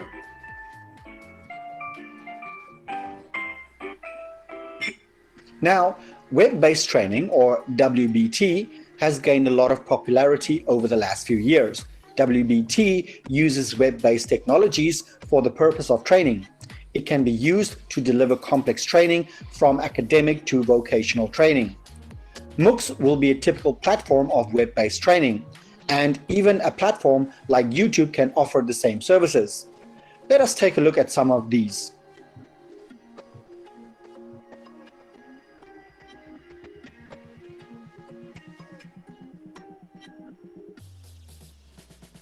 Now time for some exercises. Exercise 1. Answer the questions. Here we have 3 pictures. A lamp, a table, and a sofa. And there's one question. Was ist das? Was ist das? Was ist das? Was ist das? You're supposed to answer these questions. So you can now pause the video and deliver your answer. And when you're ready, you can go on with the video. So, here is the solution. Was ist das? Das ist eine Lampe. Was ist das? Das ist ein Tisch. For myself, being in the IT field for years, transitioning to ICT was easy and painless, but many teachers are facing major challenges due to the rapid expansion of knowledge. The modern technologies are demanding that teachers learn how to use these technologies in their teaching. Hence, these new technologies increase the teacher's training needs. But the issue is not in training, but more teachers' attitudes toward computers in the implementation of ICT in education. Teachers do not always have positive attitudes towards computers, and their poor attitudes may lead to a failure of the computer-based projects. Some other barriers teachers face can be the lack of time, access, resources, expertise, or even support. In some circumstances, reliability of technology, hardware, or internet connection can also hinder teachers from implementing ICT into their teaching. Even with these obstacles, teachers need to be more open-minded and see that the advantages far outweigh the disadvantages of ICT. Educators should understand the importance of self-development, and in order for us to provide quality teaching and making the learning process more effective for our students, we need to actively engage in developing our ICT skills. Let me take this opportunity to showcase a short clip of 2 of my lessons where I implemented ICT. Both lessons were for grade 10 and the subject was for English. The recordings were made earlier this year. You know how it works, but all you need to do is you need to comment your name in Teams. So just not your name, your number, sorry. So for example, if your number is 1, you don't need to comment your name and just the word. So the first one that's got it correct will get 1 point. คนที่ถูกก่อนได้1คะแนน Okay, that's all you need to do, like that. Very, very easy. Okay, every letter is a code. All right, so that will help you understand how to do it. All right, so let's quickly see. Type your number and the answer. The first one gets a point. You need to understand this table here. So if you don't understand it, that is an A. That shape is a B. So A will look like that.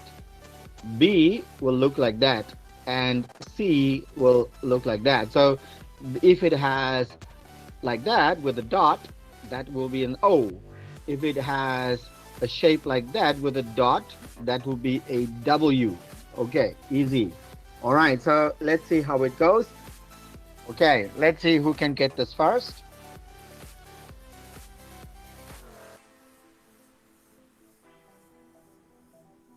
Please comment your number and the word. I'll give you 5 more seconds. Okay, let's see how many of you got it. All right, so let's see. Okay, many of you. So number 22, that is Anand. That is 1 point for you. Okay, see how easy that was. All right, very, very easy. Okay, that's it. That's all I want from you. All right, so there are 20 in total, so it takes about 10 minutes. And this way, it will help you for the next activity, because the next activity, you might not know how to use the words. Okay, so let's continue.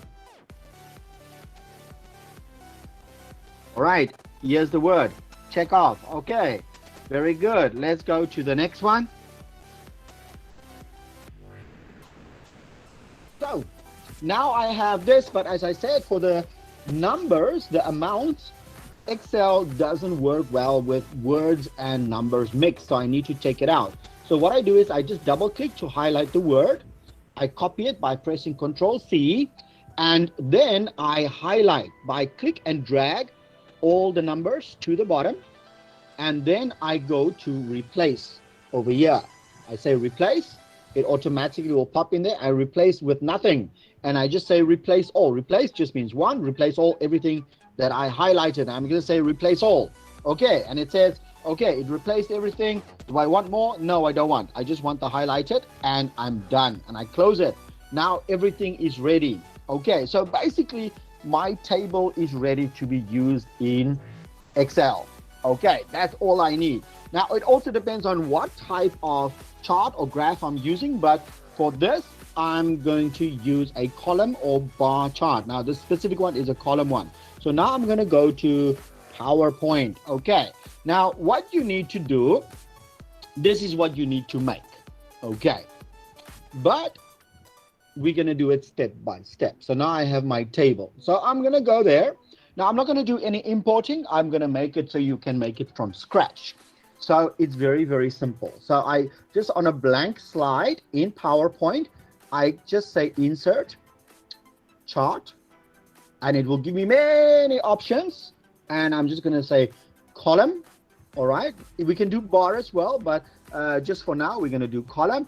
And there are many types. We just choose the first type to have a standard one there, so it's not layered. Okay.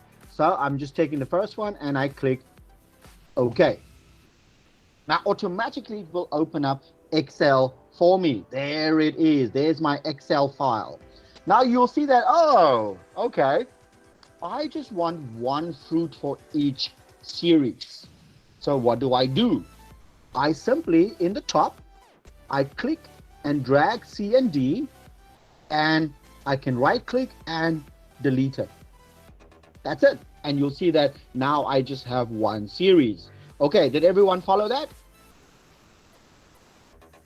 Yep. Yes. Okay. Okay, so it's very, very easy. Now, you need to set it in advance with Excel so that you don't have problems later on. So you see these blue lines that it blocks everything. Now that's how much we're going to use. So what we're going to do is we have 20 in total. So the blue line over here, the far right corner, we click and we drag it right down to 20 because we have 20 in total. And we drop it there. So now we have an option of 20. Now, if you follow these steps, it will make it super easy for you to do it. All right, now my Excel is ready to put in the information. Now I have to go between Excel and Word. Okay, so now it's ready. Now I go to Word. I go to my table over here, and I'm simply going to click once, click and hold, drag down to 20 words, and Control C or right click and copy. Control C to copy. I go back to my PowerPoint, and in the category 1, I just click once and I press Control V. That's it. So there is all the words that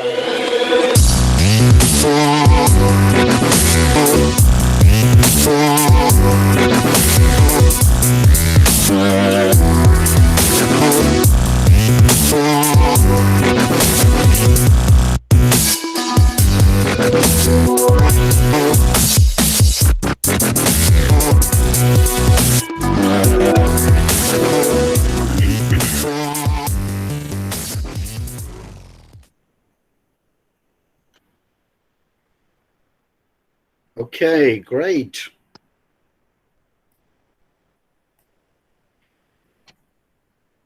All right, is everyone still there? I hope you enjoyed that presentation. MC?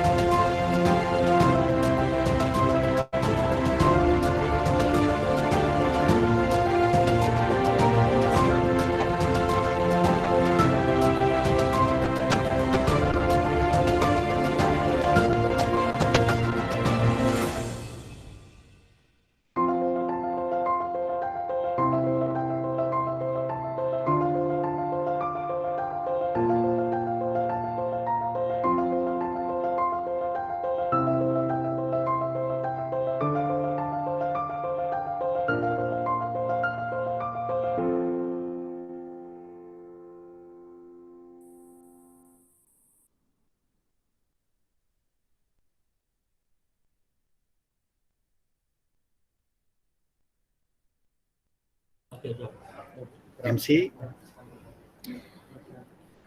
All right. Thank you so much, Sir Mider. Sir Mider, right? Okay. Thank you so much, Sir Mider, for sharing to us your expertise on this field. Now it's Q&A time. Okay, so let's call on our graduate diploma students to facilitate your queries. I believe there are assigned facilitators for this. Okay, so let's call on them. Calling now all our graduate diploma students to facilitate this.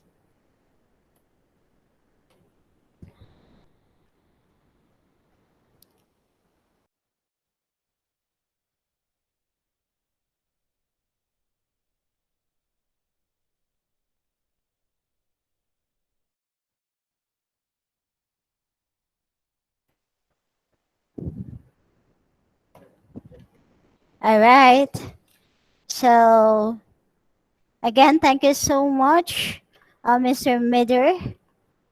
Okay, so let us wait for the questions. Okay, so I'll be the one to read. All right. So this may be a little off topic, but what was the name of the interactive Learn Thai application code? So this is the first question, Mr. Mider. Well, for the applications that I use these is that if you want any application that supports Thai, it obviously is made by a Thai company. So one of the company is Team Education in Thailand. All right, so they're one of the companies that produce it. Now they're also the same company that produce the picture dictionaries in Thailand as well. So they make really good software that you can use in the classroom. All right, so that's one of the options. If you want obviously just an English-based, then you can find it anywhere. But if you need a specific language that translates, obviously you can only find it in that specific country where you use that language. Okay, thank you so much, sir. Another question. Do you have any recommended resources for elementary?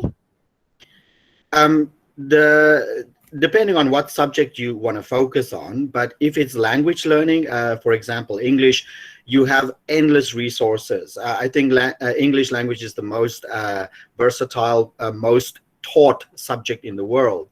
But if it's other subject, it's kind of difficult to find the right material. So you have to do a lot of research looking for the right material. Now, there are a lot of platforms that you can work from. The problem is that with CBTs, computer-based training programs, they are becoming very limited now because they are moving to online platforms. And because they're moving to online platforms, most of your applications that you use now are basically online, which you can download from a mobile device or a computer. All right. Another question, sir. The first question for the speaker, okay, is how to encourage older generation teachers to open up to use more technology in teaching without overwhelming them. Oh, yes. That is something that I face almost every day. Well, there's two answers for this question. First is you need to ask yourself, do you still want to work in 5 years? All right.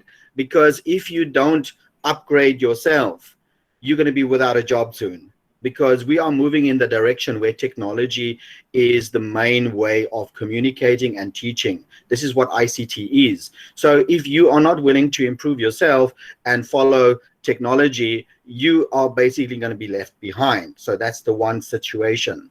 Another situation is that if you have difficulty with learning software or applications or even any type of technology, my best advice is small steps. You need to take small steps. So instead of trying to use many applications at the same time, try to master one.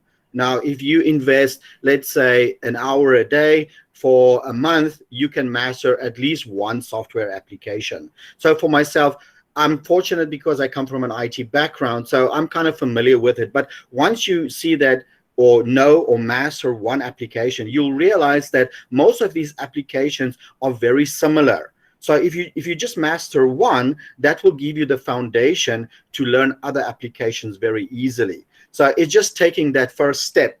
in learning one application well. All right, thank you so much, sir, and thank you so much for those who ask questions here. I know that there are still a lot.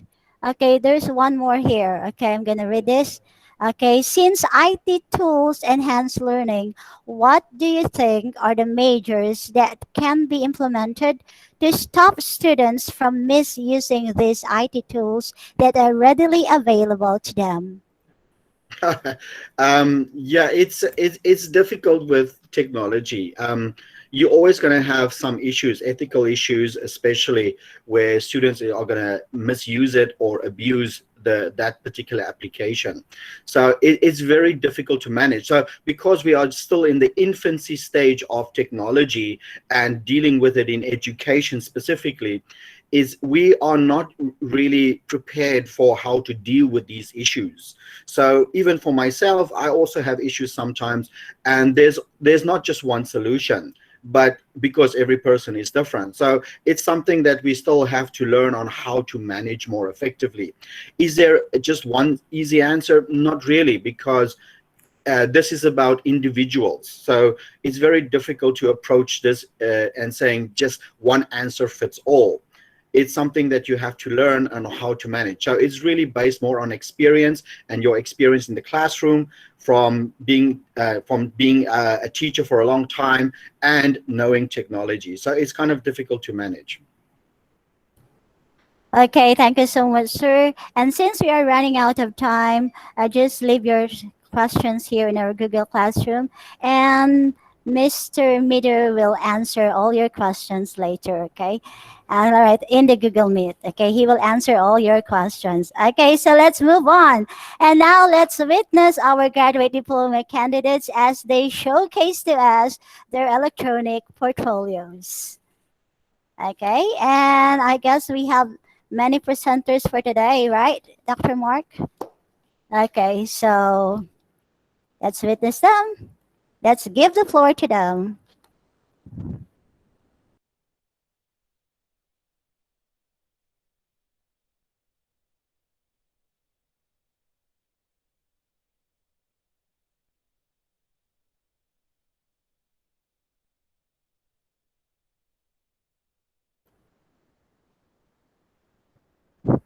Okay, we'll start with Miss Titima Ganguly.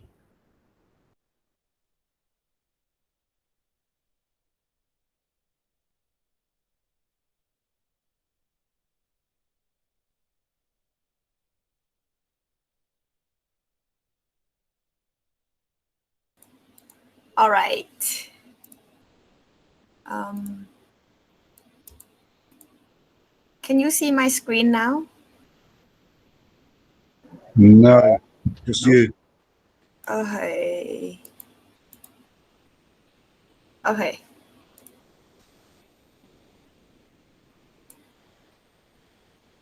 Okay, today I would like to talk about my teaching professional internship portfolio.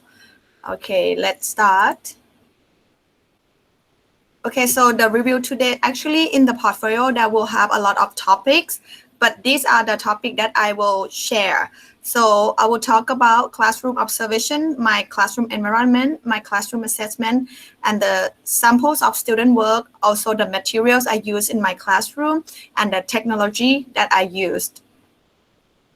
Oopsie. About me, my name is Titima Khonkampu Ganguli. So my student call me Miss Koi. I graduated bachelor degree from Sinpakon University, and I did my master degree from KMUTT. I have been teaching for 12 years for 3 international schools, and now I'm working at Basis International School Bangkok, and I'm teaching kindergarten classroom. Okay, so let's have a look at the classroom observation.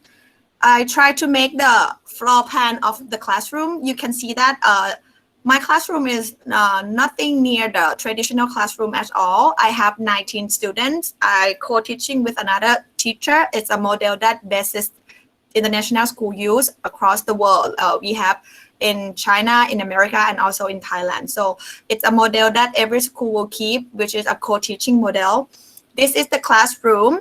You can see that this is my big carpet that every morning we're gonna start over here. So 19 students will sit on here, and after that they will go choose their learning based on their interest that at that moment. So in the classroom, I will set as a learning station. It will have this station is math, science, art, and over here it's a library corner, and it's also a calm corner for them to come and read a book. And when I have some behavior issues, they will have to come here to calm themselves down.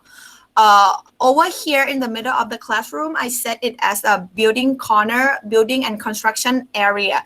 For them to build, it will have wooden block and Lego. Okay, so it will look something like this. So here is where we have the whole group together, and after that they will go to the class to the station that I set.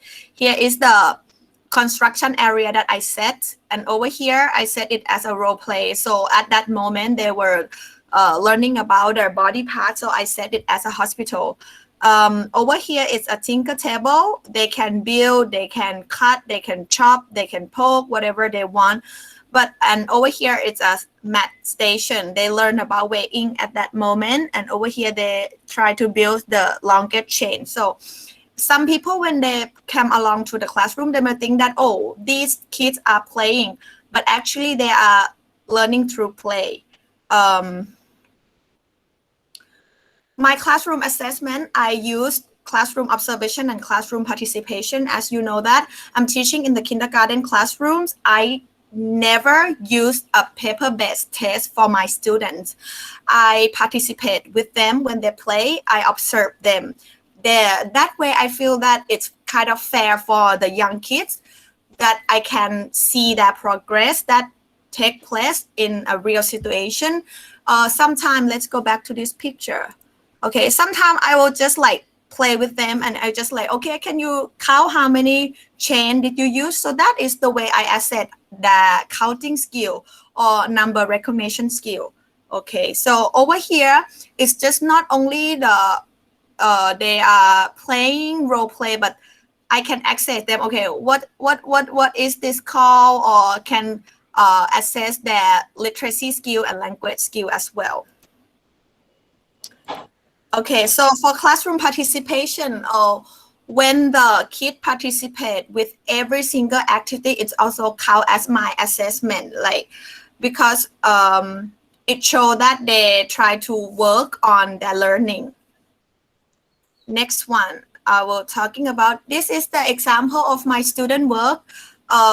This activity, I asked them to use the material from home to create their dinosaur, their favorite dinosaur, because we have been learning about dinosaur, and suddenly the COVID came, and then we have to go online. So this is how I asked them to work toward their learning. Even at home, I will not give them to print out any worksheet. They just have to do the hand-on activity to relate their learning.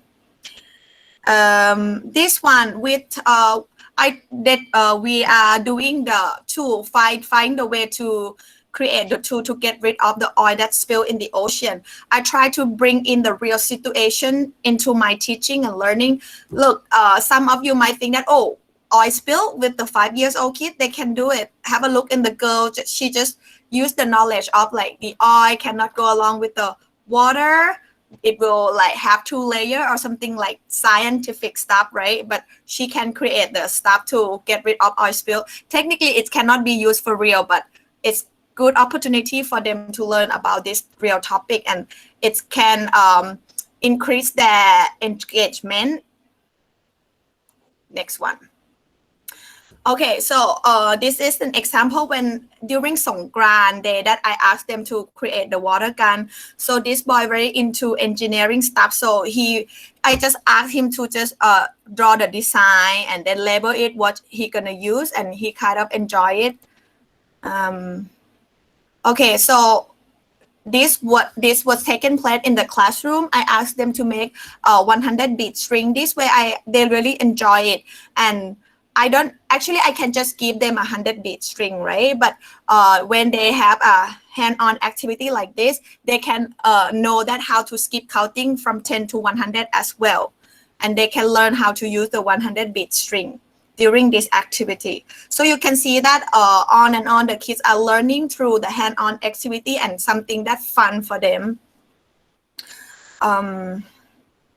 So here is my learning material. I will, as I say, I will avoid using the worksheets. So everything will happen through the activity like this. The boy are learning about the pattern. I will just provide them the loose part, and then they can create the pattern. And okay, while they are creating, I jump in and say, okay, do you know this is the A-B pattern or A-A-B pattern? So their learning become meaningful for them rather than asking them to do on their worksheet. And over here, the girl just used the book together with me. She worked on making the body parts and the organs of each part in the body. So we talking about, okay, checking in the book and how it looked like, use the plasticine to make it. Over here, we are doing the touch and feel activity. So I just put the stuff in the box and let them guess what is it, how do you know, how do you feel, what kind of scent you use. Somebody just like put hand in there. One boy surprised me by put the hand in, touch it and smell it. Because when we talk about touch and feel, I don't even think about, okay, you can smell it from the finger after you touch, but see, the 5-year-old boy also teach me sometime. Okay. In the Graduate Technology into my teaching. So in the classroom, I always set 2 iPads in one corner. Some topic the topic will change based on that interesting. So these 2 girls are working on like listening to the music and drawing.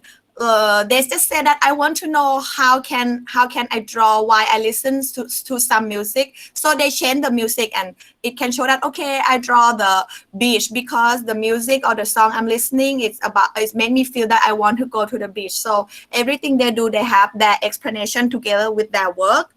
Over down here, it's ebook that I use. It's from the www.getapex.com. It's normally I use it once a week in the classroom, but during the online learning, it's helped a lot because so many parents want to support the kid at home with their reading. So use getapex.com can help me by assigning the book to each student. So each student will have different level of reading, right? So Getapex can help me by giving different level of the book to each kid. Next one. Okay, I use Smartboard. Okay, during this session, we are working on fraction. The Smartboard helped me a lot because, you know, you can move, you can cut, you can combine thing, divide thing, and the kid can see it very clearly, and it helps for their understanding some complex topic like fraction. And yes, during online learning, I use Microsoft Teams to work with all my kids. And I can say that some might say that online learning with the young kids is very difficult, right? But I might be very lucky to have these 19 kids because my online learning went really well. You can see that I dress up as well. I'm not just like teaching. We have the Spirit Week, for example. We have to, when we learn about dinosaur, everybody will have to dress up as a dinosaur that they like, and I make it fun. So I can say that my online learning with the 5-year-old students are very successful. Have a look at the physical environment. So as you know that I kind of like very into learning through play, right? So every topic I said, even I'm doing the addition, I just have to use like the stuff that they can touch. I don't care about the piece of paper that they will get after they finish, but what I really care is, do they understand about the addition or subtraction or something like that? So that way it's fun and it make them see things clearly, and I can access them pretty easy. I create a lot of stuff. Like for example, last time we learned about the space. So I create a spaceship in one corner, and I just love to see them enjoy playing that corner. That's some vocabulary expectation that I wrote on the wall. Some, for example, like space, astronaut, they can kind of use it because they are Thai. I just try my best to put a lot of vocabulary as an input for them, and role play is very good base for their learning the language. Sometimes I bring them outside because we have outdoor space for them. So in this photo, we were learning about the water princess. That is the storybook from the girl who lived in the South Africa. So we just think that, oh, she lived very far away from the water. So can we create some way to deliver the water to her, then she doesn't have to walk and get the water from far away. So it's really fun. The kids put the pipe and connect it. So they learn about, okay, water can go very far or something like that. So that is it about my portfolio. Actually, there's a lot more, but I just picked some to present. Thank you very much. Thank you very much, Miss Titima Ganguly. Okay, now let's call on Mr. Dean Hampson. Okay, Mr. Dean, the virtual floor is yours.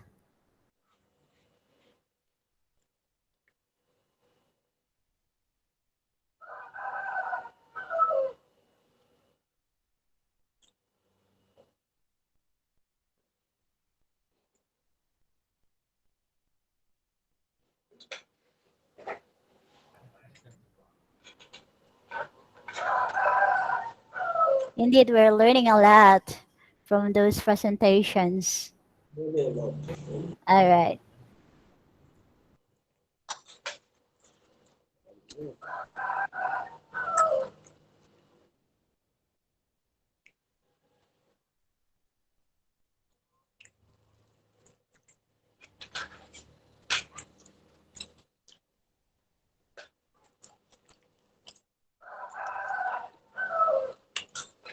Okay, so while waiting for Sir Dean, there are other presenters as well. So I think, okay, these are Miss Deepa Parekh. We also have Mr. Patrick Joseph Kearney. We have Mr. Vladimir Vistelnik. And we have Mr. Colin Bradbury. So they will be presenting their e-portfolios to us. All right. I hope you are all enjoying.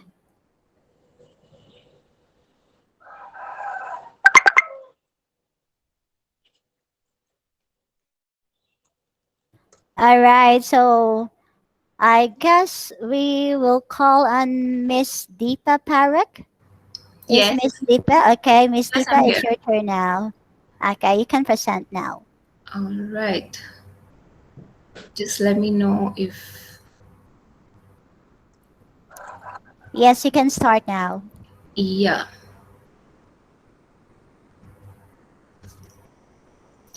Can you see my screen? Yes, we can. Yeah, we can see Okay. it, Deepa. Hello, everyone. I'm Deepa Parekh. I am from India, but I've been settled here in Bangkok for the past 17 years now. I am a commerce graduate with a first-class bachelor's degree in commerce. I have also pursued the rigorous professional course of the ICAI, the Institute of Chartered Accountants of India, like the CFA of the US, if it is okay for you. And I just completed my graduate diploma in teaching profession at St. Teresa. Currently, I'm working at STIC International School, TSIS. It's a WASC accredited and CIS accredited school managed by the ISS, which manages around 350 schools all over the world. I am the accounting and the business teacher at TSIS Senior Campus. We follow the Cambridge curriculum, and I teach grade 9, 10, 11, and 12, the IGCSE, AS, and A-level curriculum. I'm also the career counselor there. I'm also the house head of one of the houses, and responsible for coordinating the entrepreneurship and mindfulness club. Right. Now, my teaching epistemology is primarily based on my experiences, personal experiences as a student myself. I embrace a constructivist pedagogy, and I truly believe in student-centered learning. I believe real learning begins when students start questioning the assumptions that they've been taken for granted forever now. And my constructivist and student-centered classroom looks something like this. So this is my year 12 accounting class, where they're trying to solve a managerial accounting question. Everyone's right up there, involved, solving the problem. That's my business class, where flipped learning is taking place, where students have researched and made their own presentations, presenting in the class.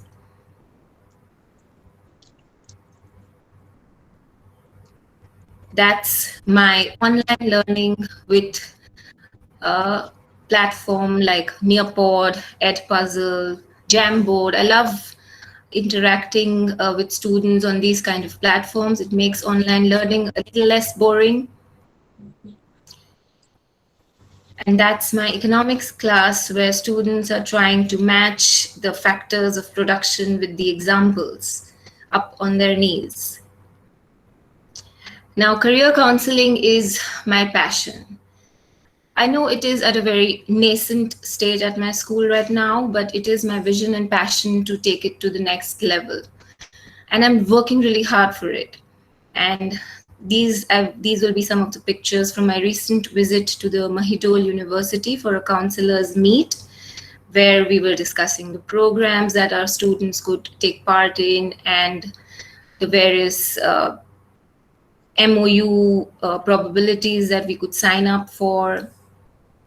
And that is the EUC webinar that was held very recently at my school. It's the European Universities Consortium, and they had organized a webinar for my school students, tailor-made, and it was 14 universities online with TSIS students. It was a great experience, and I consider this as quite an achievement that was quite early on at the beginning of this academic year. My achievements as a teacher would definitely have to be the business plan competition that was just conducted at my school recently. After a lot of online, offline, postponing the program, it finally did happen. Now, why I consider this as an achievement is because things like these need a lot of preparation, a lot of pitch decks that have to be prepared, presented, redone, the judges, the rubrics, the criteria, all of this.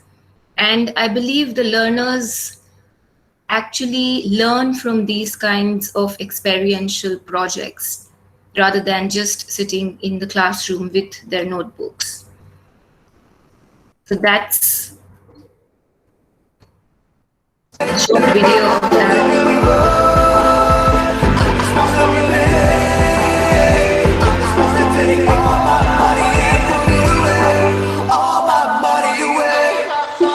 Officially out of debt, credit card, no respect, I'm over it. Bounty hunting fees like I'm over it. You feel it yet? Got a check, now deposit it. Your entitlement, invest that man, take the bet. Believe in that, ditch the board, leave a style. Started saving, waving, stash your taxes like a beaver now. Hold it down, add it to your savings. Basic elementary, first be overflowing. 21st century, potentially. Wait and see where you'll be.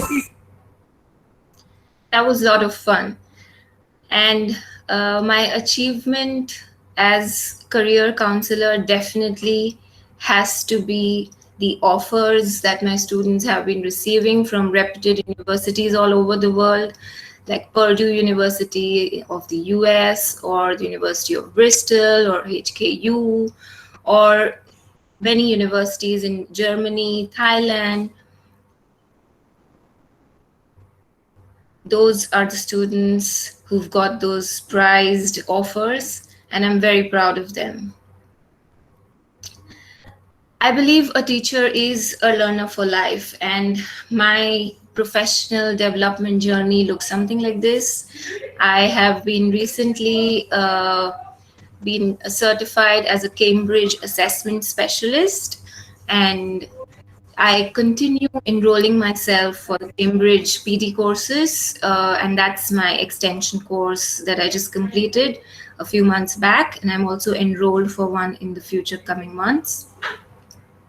Now, as an enterprise club coordinator, I loved the kiosks that my enterprise club members put up and the enthusiasm and the entrepreneurial skills that these children have. It was amazing to see them go through all the rituals and putting up everything all together. It's not. It looks very easy, but it's definitely not. As house head, I'm responsible along with the rest of my house heads for conducting assemblies. Now, assemblies in my school happen every week, and it's all a theme-based assembly every week. I believe assemblies is a great way to encourage public speaking in the students, and I love doing that, coordinating with my students, working out new themes, like this theme that you'd see on your screen right now, which was more for is anime addiction or game addiction a real thing in today's world. So things like these which appeal to the students currently. That's the resume which every portfolio has to have. And lastly, the future be like. Now, that's what you see on the left is my current feature in the ISS magazine. I want to be connected through such mediums to the larger community of teachers worldwide. And that's the Seneca Certified Digital Teacher that I just had. Now, like Mr. Kevin just said a few minutes ago, that AI will not replace the teachers. In fact, it's going to add to the ammunition of the teachers. And I want to keep loading my ammunition and keep going through this journey. Thank you.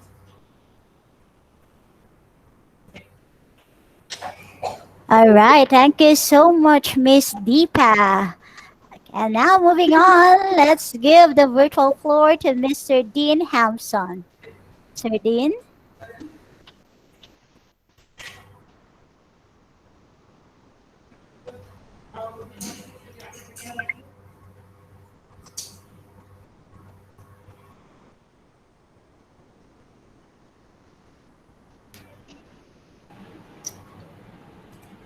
Hello?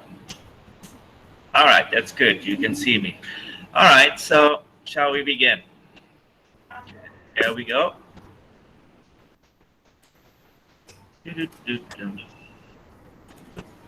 Okay, so when trying to create the teaching portfolio, there is something which I found a little bit disturbing. You can create certain kind of documents, but it always ends up that the document is very long. So we're looking at a 80-page document, 100-page document as you go along. Now, if you consider that somebody is actually going to look at it and have to go through your documents, it's not very favorable. You'd rather have the person who is going to be looking at your portfolio and contemplating if they're going to employ you or give you some kind of benefit, means that you should present it in a way which is easy to see and easy to get to information. So I simply decided what I'll have to do is I'm going to have to create a website.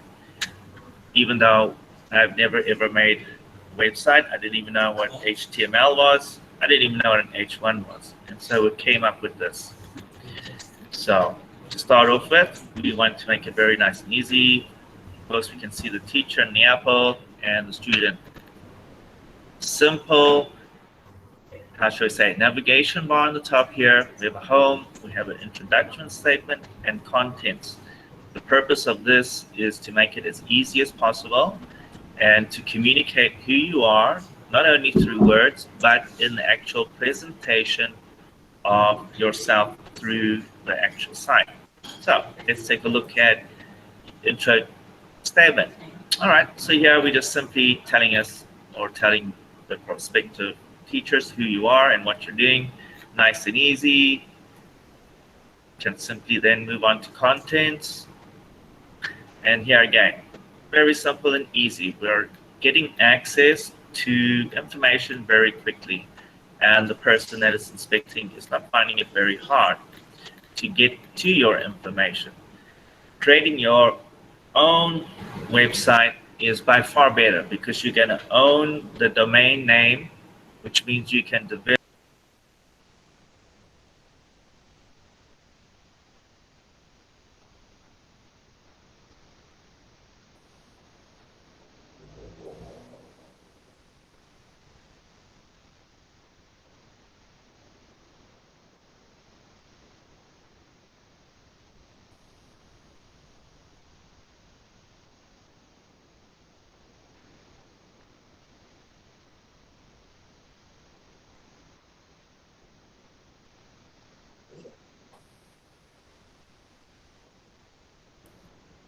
Okay, I'm sorry.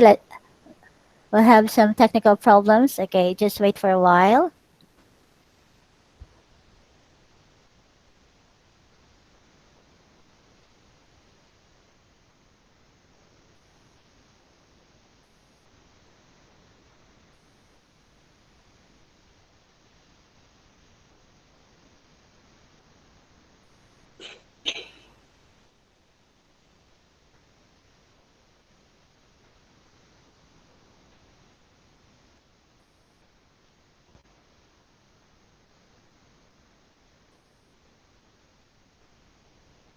All right, so we're having some technical problems here. So we will go back to Mr. Dean Hampson.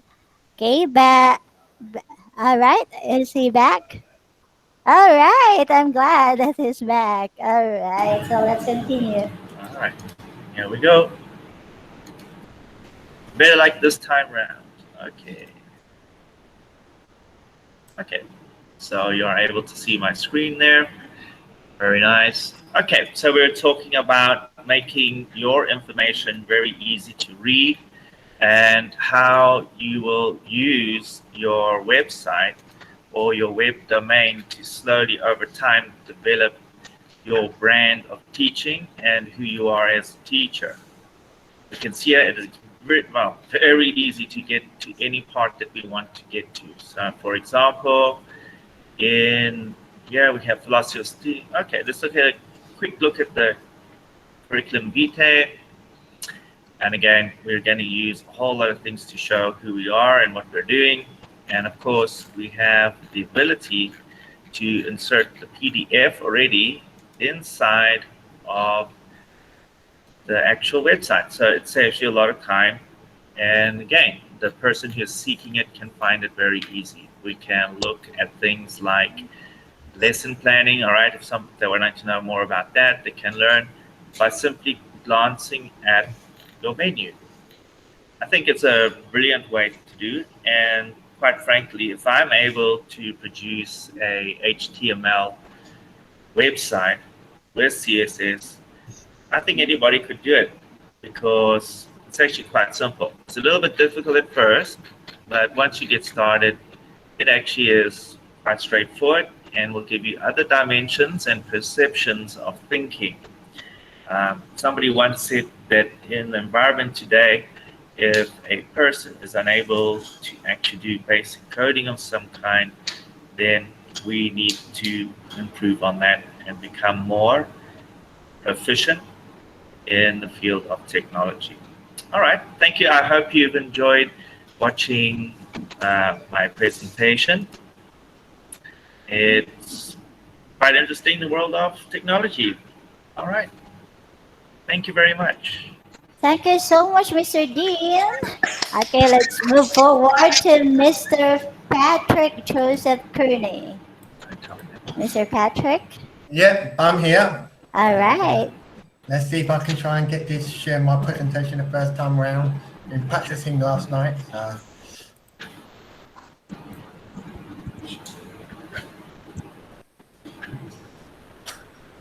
Okay.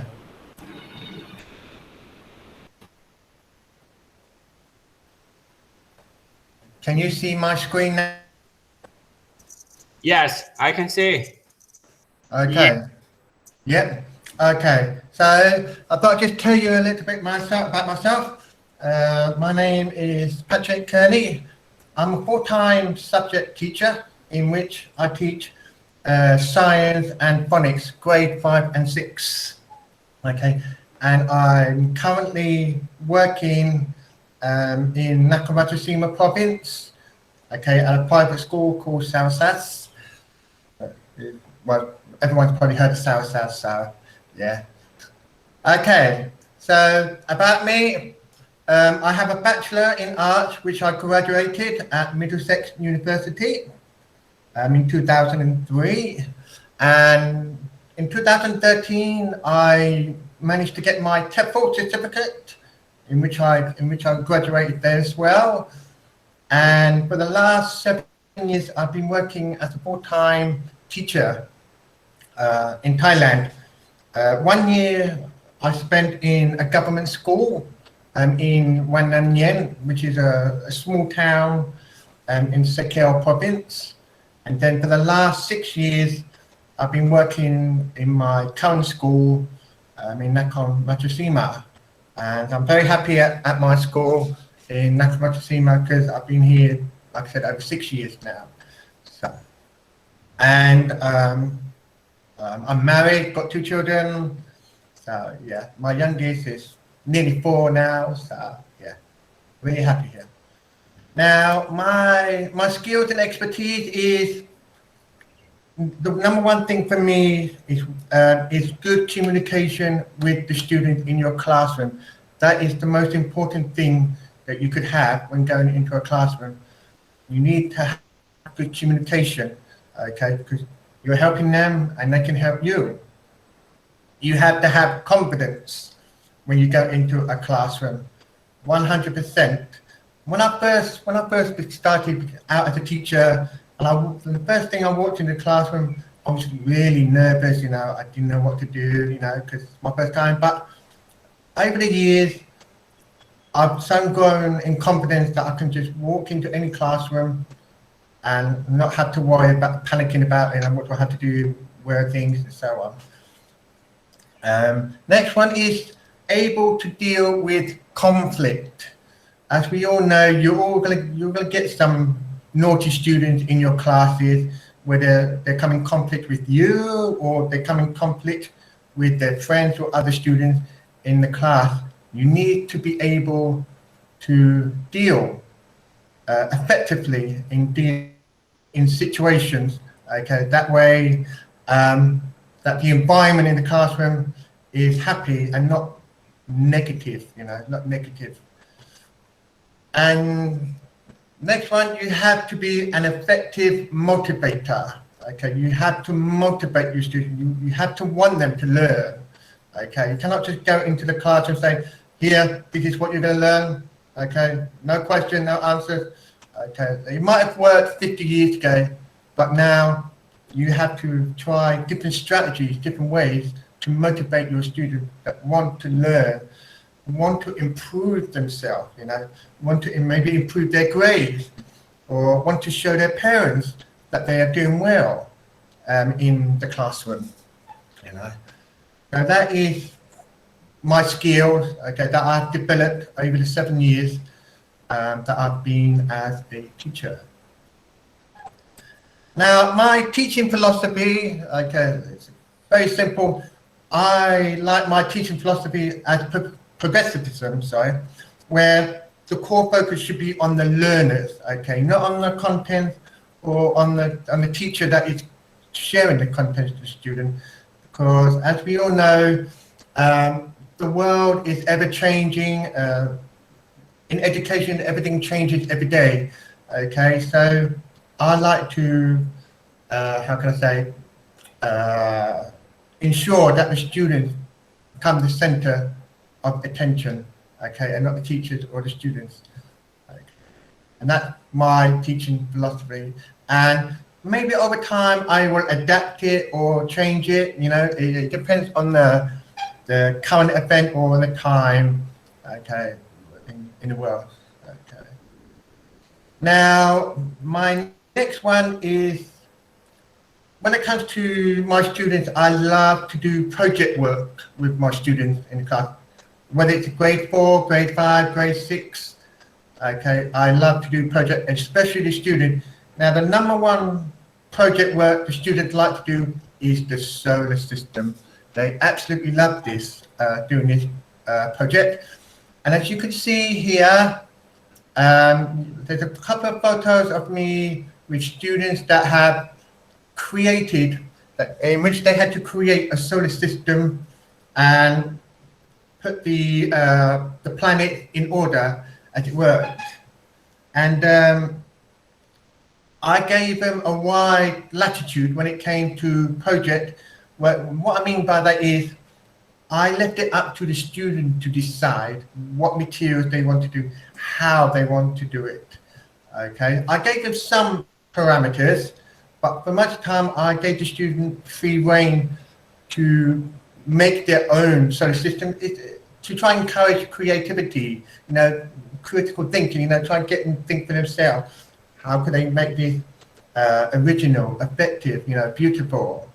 Okay, and so that is why I added these photos, because they love about the solar system. Another thing here, another project is about the parts of a plant. As you can see here, I've used the blackboard, okay, to get my creative juices, as it were. Okay, as you can see, I've got drawn my flower, I've named the different parts and the meaning, you know, what does each plant do? Okay, and so for the students, for this time, the students had to draw their own plant individually.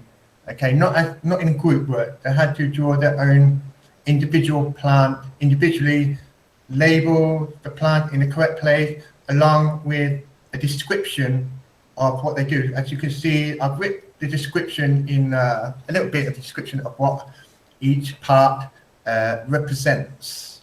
Okay, so again, students love to draw in my class as well, because it gets them away from having to do any writing, you know, or written exercises. Okay, so that is something that they love to do, especially in my class, draw.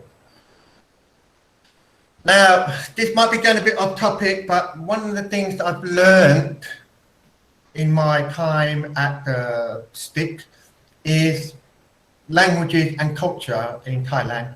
And myself and a group of other colleagues of mine that I had to work with, we did a PPT on the Isan language on the northeastern part of Thailand, and it was really interesting to learn something about Thailand and its language, because I didn't know that, because when I first came to Thailand, I thought Thailand was just one language, but I realized that if you go to different parts of Thailand, they might speak the same, but they have a sort of different dialect. Okay, and the dialect that is spoken here in the northeast, okay, is mostly like Lao and Thai mixture, if I'm correct. Okay, so don't kill me if I'm wrong. Okay, so yeah, so that was a really interesting topic that I learned. It got me to learn more about Thailand. So my next one which contribute help is lesson planning and preparation. Lesson planning is really important when it comes to what you're going to be teaching in your classroom, because the lesson plan is like a guide. It's like a guide, like for each step in what you have to do. Okay, and also it helps in your preparations and what resources or tools do you need for that class, whether it be flashcards, blackboard, whiteboard, smart TV, or you can take your tablet or laptop and connect it to the smart TV and give a visual presentation, okay, and use less words in the preparation and lesson planning. Okay. And here is an example of a semi-detailed lesson plan. This is grade 6 science, and the plan is how to save the Earth. Okay, and as you can see, there are 4 strands that I've put in here. Strand 1 is basically it's understanding how to solve issues regarding the Earth. Strand 2 is basically you've got to apply your knowledge. Okay, so you gain a clear understanding, okay, of what I had to give the students. Number 3, sorry, is the indicator. Is where once you finish teaching, you need to be able to ask students if they fully understand the objective, how to identify the problem and solving it. And you can use different sources to get your opinions and thoughts or information from, what could be online, be the library, but most people nowadays are using online to like search, maybe Google, okay, for that kind of thing, because books have sort of gone out of favor now. So, or you can ask people that have knowledge about the topic question. And then the learning objectives, cognitive domain, comprehension, the psychomotor, observing the technique, and the affective domain, basically observing the overall attitude in that classroom environment to the whole class. And that is thank you for my online presentation. I hope you enjoyed that presentation, and thank you very much for listening. All right, thank you so much, Mr. Patrick Joseph Kearney. All right, so let's now listen to Mr. Vladimir Vistelnik, okay, as he presents to us his e-portfolio. Okay, I'm here. Good afternoon, everybody. If I maybe don't see somebody. Tan Supak, Savasdi Krap. Okay. So I am teacher Vladimir. I am from Russia. I teach English at Kornpitaksik School in Bangkok. Okay, wait a moment. I will try to find the file which I will share. Okay. Do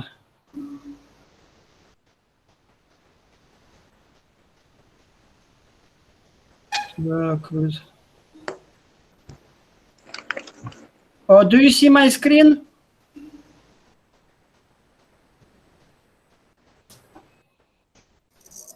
Yes. Yes. Okay.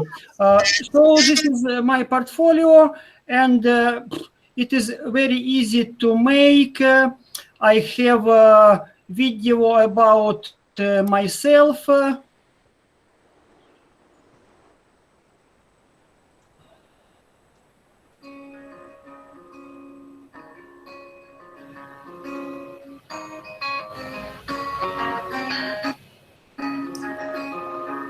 Hi everybody, my name is teacher.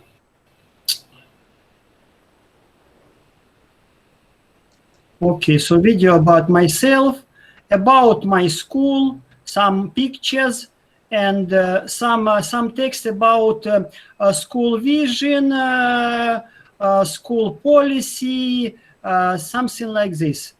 So Kornpitaksik School is a creative thinking school. Then my teacher philosophy statement. You can click on picture, and you can see my philosophy statement. You see this this document is on OneDrive. But at first you should place documents to OneDrive, and then you can go to those documents very easy from your portfolio.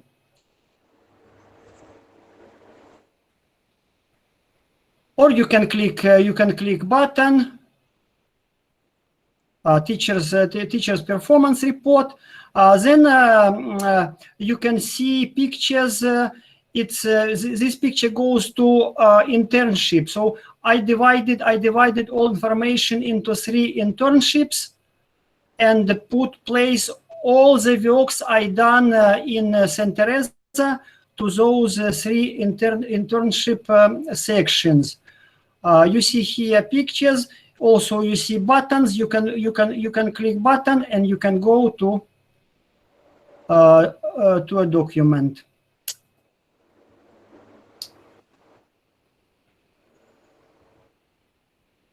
Also, I placed my teacher's diploma, some of my other diplomas, St. Teresa certificates, and this beautiful picture which says "Thank you from Thailand with love." And actually, it is not my real portfolio. The document I showed you, it's PDF document. So to make a portfolio, you don't need a website. You can do your portfolio in PowerPoint or even in Word. You just should place hyperlinks to pictures or buttons, and then when you click it, it goes to OneDrive or other cloud storage. So to make your portfolio, you don't need a website. You can do it with PowerPoint. It's very easy.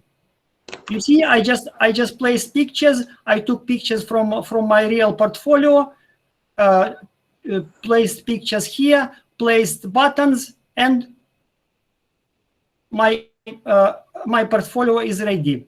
Half an hour it is ready. Okay, now let's go to my real portfolio.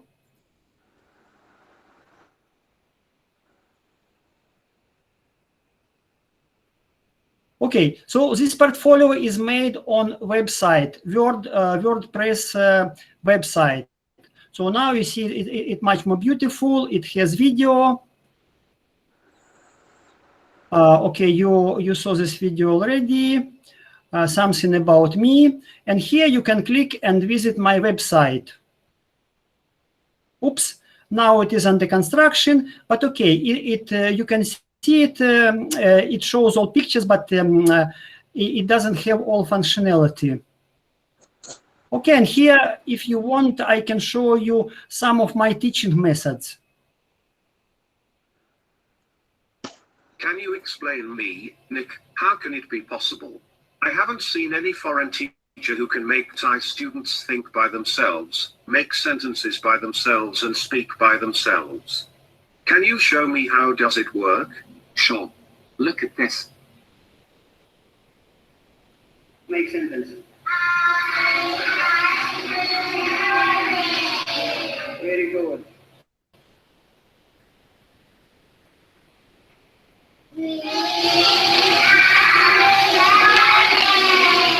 Very good. Very good.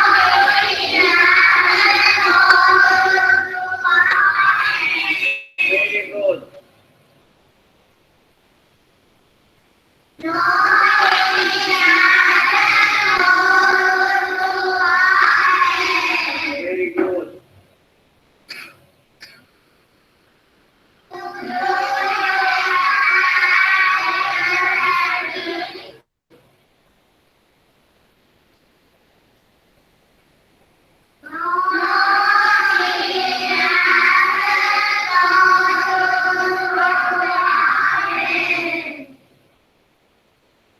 Great. That's really incredible. They really think by themselves, make sentences, and speak by themselves. Teacher Vlad, just give commands, like, make sentences. And students do everything by themselves. That's incredible, Nick. I can't believe that second grade students can make correct English sentences by themselves. Can you explain me, Nick, how Teacher Vlad can achieve such incredible results? Synergetic language matrix approach and specially designed learning tools, that's it.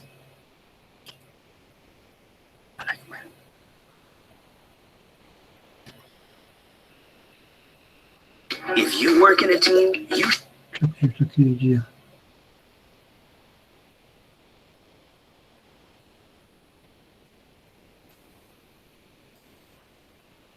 Так, okay. I think I'm lost. I'm lost somewhere. Do you see my screen? I can see your YouTube screen. But... Okay, wait. Okay. Can you explain? Okay. Now I am back. So this is my portfolio. So I have some information about Cornpitac Success School. Then teacher's philosophy statement. I placed all my documents on OneDrive, cloud storage, so it's, everybody can open very easily.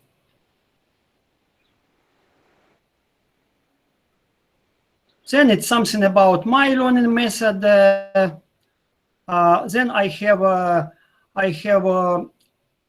demo video about my online lesson.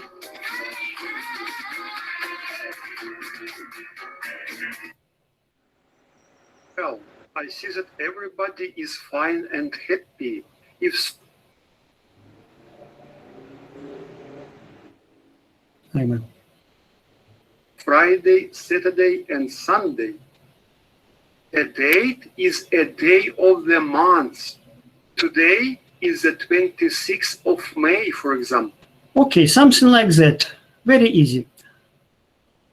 Then my practicum. So if you click on picture, you go to internship 1 section, and here I have all my works that I've done during the first internship. So this is a demo video, lesson plan.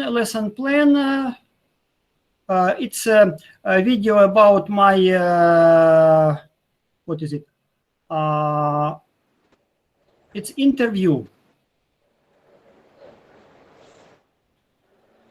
You can have a look a little bit. Sorry, internet a little bit slow. Self-actualization.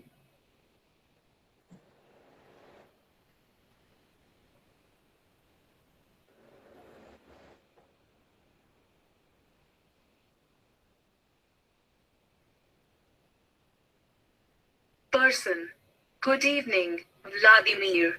Welcome to our Self-Actualizer show. Good evening. Thank you for your invitation. I'm very glad to have a chance to share my experience with other people. Vladimir, what self-actualization means personally for you, and who is a self-actualizer? Okay, and here on this document you can read transcript of my interview. Then other documents that were made during my studying in St. Teresa. If you click this button, you can go back to my website. Okay. Go back. Internship 2. The same demo lessons, lesson plan, demo lesson plan, some presentations, another presentations, again, video, Noble Eightfold Path. Then again, my teacher's diploma, my TFL certificate, some other diploma and certificates, some certificates from St. Teresa, my books. I also am an author of some books. Some of my books are still in Amazon. So if you want, you can buy them. And thank you with love from Thailand. All right, thank you so much, Sir Vlad. That is great. What a great presentation. Okay, now the last but not the least, we'll have Mr. Colin Bradbury. Sir Colin? Wait, I will stop sharing. All right, that's all right. Mr. Colin? Okay, thanks for that, Vlad. Can you stop sharing? There we go. Can everyone hear me? Okay, thank you. Yeah, okay, excellent. Okay, I'm not going to talk too much. Basically, I remember when Dr. Mark asked us to come up with a portfolio, I think a lot of us like groaned, is like, oh my goodness. And I think a lot of the first reaction was basically just to put some stuff onto Google Drive. Anyway, I thought about that and I thought, hey, hold on a minute here. This is an excellent opportunity to promote yourself. So for example, if you're looking to get a new job, you want to apply to a new school, there's no point in sitting there like talking so much. Let your portfolio talk for you. And so that's what I did. I came up with a digital portfolio. So basically I wanted to have a digital presence on the net so that anyone was able to access it at any time. Okay. Now, as I say, I think Vladimir was talking about, yeah, you can use PowerPoints, you can use PDFs, but I think the easiest ways is just to find a free website where you can create a subdomain. There are lots of free websites. I mean, I think you all know them, websites like Weebly, Wix, WordPress, and things like that. Okay, so what I did is I created a website on Weebly. Now, if you've never used Weebly before, basically a monkey can use it. Okay, it's simply click and drag. That's all you need to do. You want to add a picture, you click and drag. That's all. Okay, you want to add a document, you click and drag. You want to add a PDF, Excel spreadsheet, anything, YouTube video, you can do that. Okay, so I'm just going to present a couple of pages from my website here. As I say, I'm not going to talk too much here. Okay, my website is going to talk for me. Okay, so you should be able to see my screen now. Oh my goodness. Okay, so can you see my kids? Can you see my screen? Yes. Yes. Okay, great. Thanks. Okay, so this is my website, so you can access it and at your leisure if you want, if you are interested. Okay, so basically it's just like a representation of all the work that I did at St. Teresa. This is one of the things I'm really proud of, is our community outreach project. Okay, we went to an orphanage where surprisingly they were using Montessori. Now, I'm not going to play the whole video here. I'm just going to let you see a little bit of it. Okay, so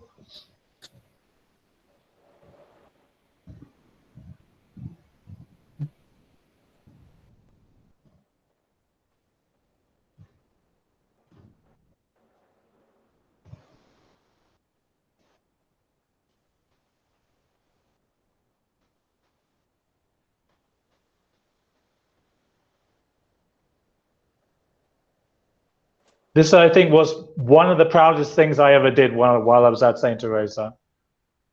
It really was one of those like memorable opportunities.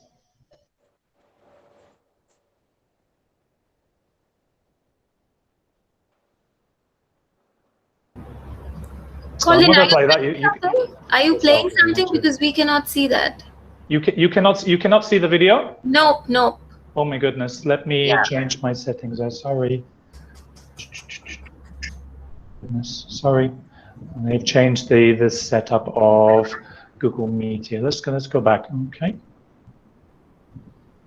Okay, so as I say, that was one of the things I was most proud of, doing our community outreach project. Okay, so this is the website that I set up.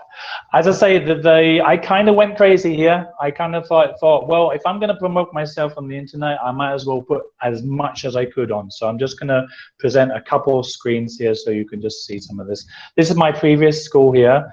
I currently work at Thai Singapore International School. I've been teaching in Thailand for about 30 years now. This is my previous school, so there's some information there. So as I say, basically what you're able to do with Weebly is you can add whatever documents you want. So basically there's all my teaching philosophies there, background of the school, best practices, that kind of stuff. As I say, it's very easy to add pictures on here. So it creates just a professional image of you. Okay, so this is the schedule that I taught and courses I taught. So when I was at my previous school, I was a primary science teacher there. So there's my schedule. We basically follow the Cambridge curriculum there. So that will load. Okay, and there's information about the kind of things that we taught. Okay. As I say, there's lots and lots of things I did there. So I've been putting things like teacher evaluation, school videos, events, field trips. So I'll just show you the field trip page. So there's a field trip. That's when we went to the Air Force Museum. Very interesting. We'll pass that one. Dinosaur Museum. As you see, it's very, very, very easy. You can add as many pictures as you want. Very, very easy to share your experiences. Okay, so there's our PTT forest in the city there. We went to a forest, and so that the kids were able to learn things about like flooding, why flooding happens, those kind of things. We went to Bangka Chao. We were actually doing water quality in Bangka Chao. So our students, again, there's a video there. I'm not gonna play the video, but you're able to if you want to. We went to a recording studio, so students were learning about like sound, frequency, pitch, those kinds of things there. So again, you were able to promote yourself in a very, very professional way here. Okay. Oh my goodness, it just keeps on going. About myself, again, I tried to add as much information as I could. Believe it or not, that's me. Again, teaching philosophy there. Very, very, very easy to do this. If anybody who's interested in creating their own website like this, I'm not joking you, it's so simple. Okay, it's just a click and drag there. Teaching awards, okay, Golden Apple, that kind of stuff. Blah, blah, blah, blah. My CV, so I was able to add things like my CV there. Teachers certificates there, Montessori training. I also added all my certificates, which is also a very good thing. If you have any training at your schools, it's a very good thing to add, especially things like first aid training, excellent child protection, safety training, very, very good to add these kind of things. As I say, when a potential employer sees these kind of things, they don't need to ask you for that. They can see it's all there for them. At St. Teresa, so I try to add as much as possible. So basically every single assignment that we were given, I uploaded onto the website here. So there's one on learning centers there. Creating a healthy mind and spirit, blah, blah, blah, blah, blah. So much stuff here.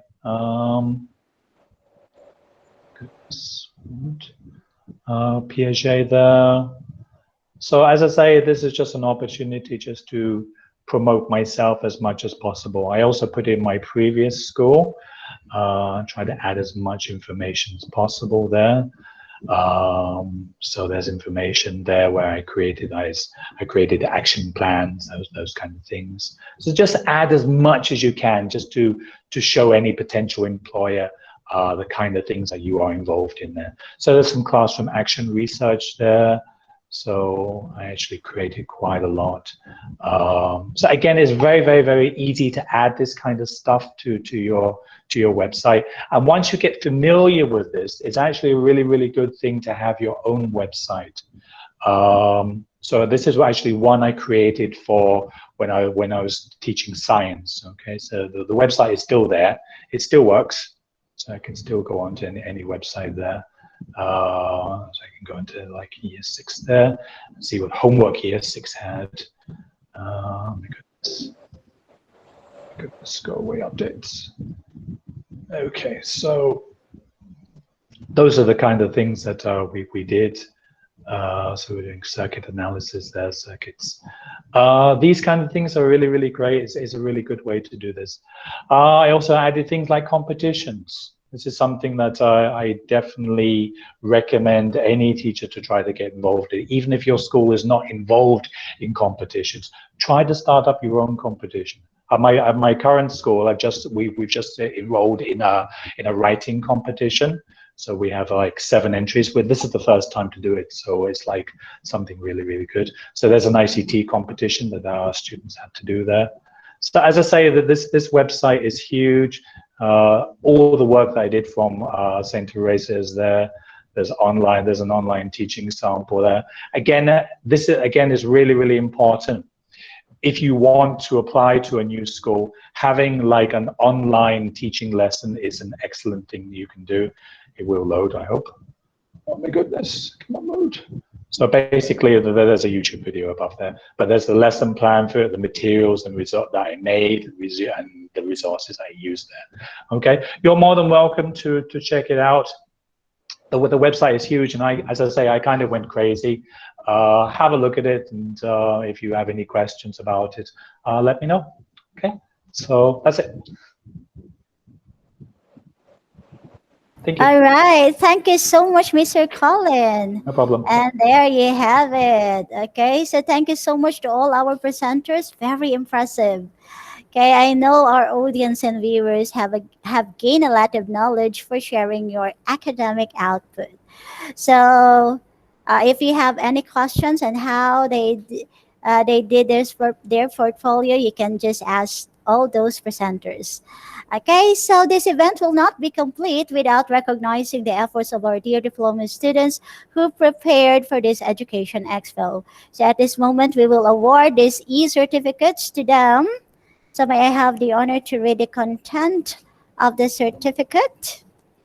Okay, so certificate of appreciation are awarded, proudly presented to the following graduate diploma students for their invaluable contribution as lecturer and as speaker for this first graduate school virtual expo, seminar on digital technology for education and mini conference, given this 3rd day of June 2021, held online via Google Meet and live streaming via STIC's Facebook page. Okay, signed by Associate Professor Dr. Zipak Pibol, Dean, Faculty of Education, and Dr. Mark Anthony C.P. Alisba, Assistant to the Dean for Graduate Studies International Program. So congratulations, everyone. We have here Vladimir.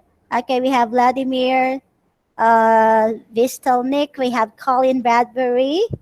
Okay, we have also Patrick Joseph Kearney, Deepa Parak, we have Mr. Dean Hampson, and Miss Ditima Ganguly. My congratulations to all of you for a job well done. All right. So to formally end this program, we call on Mr. or Dr. Anop Patisuk for their closing remarks. Dr. Anop, the virtual floor is yours. Okay. Yeah. Thank you. First of all, I would like to thank all of your presentation and all about the lecturer or the keynote speaker today. That we found out that right now ICT and education that we cannot avoid that from that thing. So and I saw that many of you when we teach in the class, everyone keen in the technology already. So we should apply those to that to education to help to raise the student achievement. I know that every teachers here, we want to raise or we want to have the children achievement, and we are the person who transfer the knowledge, and we support them to get more of the knowledge. And at last they can have some kind of intellectual. Yeah. So today is a good video, good seminar that we can get many of the information, many of the data, and also some kind of example from our representative from among the students here. And I hope that this kind of seminar today will be benefit to all of you. and we hope that we can continue to be the good teachers and excellent teachers later on. Okay, so we would have to keep this thing up, or everything that we get it today, and we can apply to your professional teaching, your professional job. I would like to conclude that this time I would like to thank all the organizer, Dr. Mark, Ajahn Rose, and all the keynote speaker, and also the keynote speaker, Ajahn Kevin and Ajahn Miller, about the information about the ICT, and sometimes that something that may be new to you, because there are many of the technology that you can bring it in to your class, to your education. And I also would like to thank our contribution of among the students. Many of the questions here are very fruitful and very useful to all of us. And I hope that from the questions and answer that you get from this floor, so we'll have we'll bring you all the excellent teaching job. Okay, so lastly, I would like to thank again everybody, and I enjoy seminar today, something that we can learn together, we can share together, and we should have the come up with the excellent in teaching together. Okay, thank you so much for all of you. Thank you so much.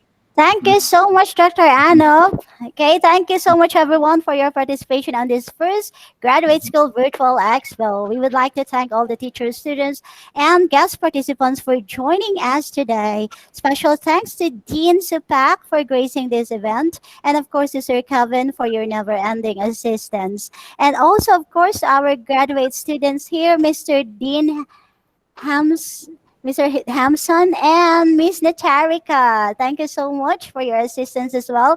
And of course, to all the organizers and facilitators of this event. And this has been your host for today, Adriana Magaro, saying have a great weekend, and we look forward to seeing you on the next event. Keep safe and stay healthy. Kapin Ka. Okay, Dr. Mark has some announcements. Dr. Mark?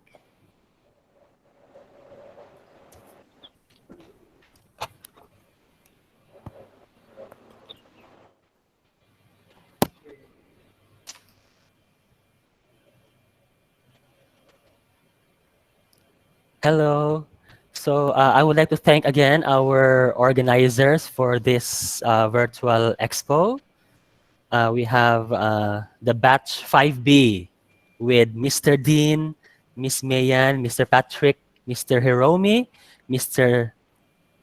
River, Mr. Ji Yong Yun, Miss Susie, Miss Heidi.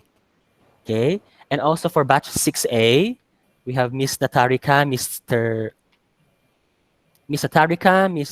Ajahn Mider, Father Sutipong, Mr. Kitibon, Miss Gilea, okay, and all the others. I cannot mention you all, but I would like to sincerely appreciate and commend all your efforts and support to make this virtual expo possible. And also to our presenters for the e-portfolio, Miss Titima, Mr. Dean, Miss Deepa, Mr. Patrick, Mr. Vladimir from batch 5A, and Mr. Colin as well from batch 5A.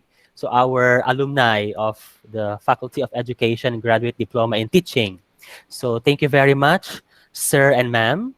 And also to our speaker, our keynote speaker, Ajahn Kevin, Haji Rahim, our mini lecture presenter, Ajahn Midervan, Jan Lagerenberg.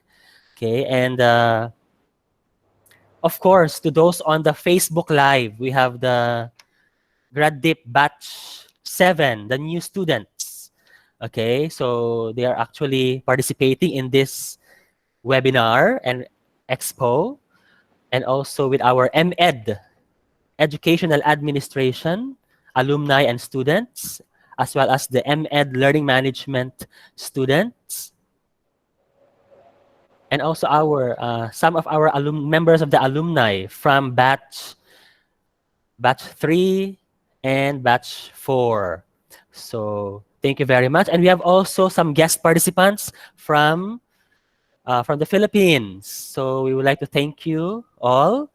Okay, from I think MSU, Mindanao State University in Maguindanao, Philippines, and also in some other universities in the Philippines, and administrators and department heads from various educational institutions in the Philippines and in other parts of the world.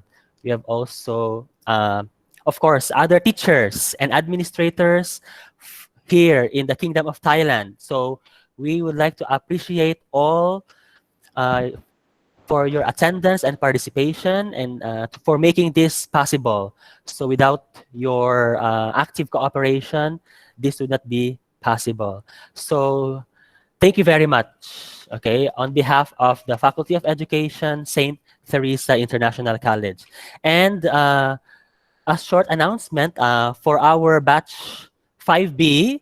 So actually they are now graduating.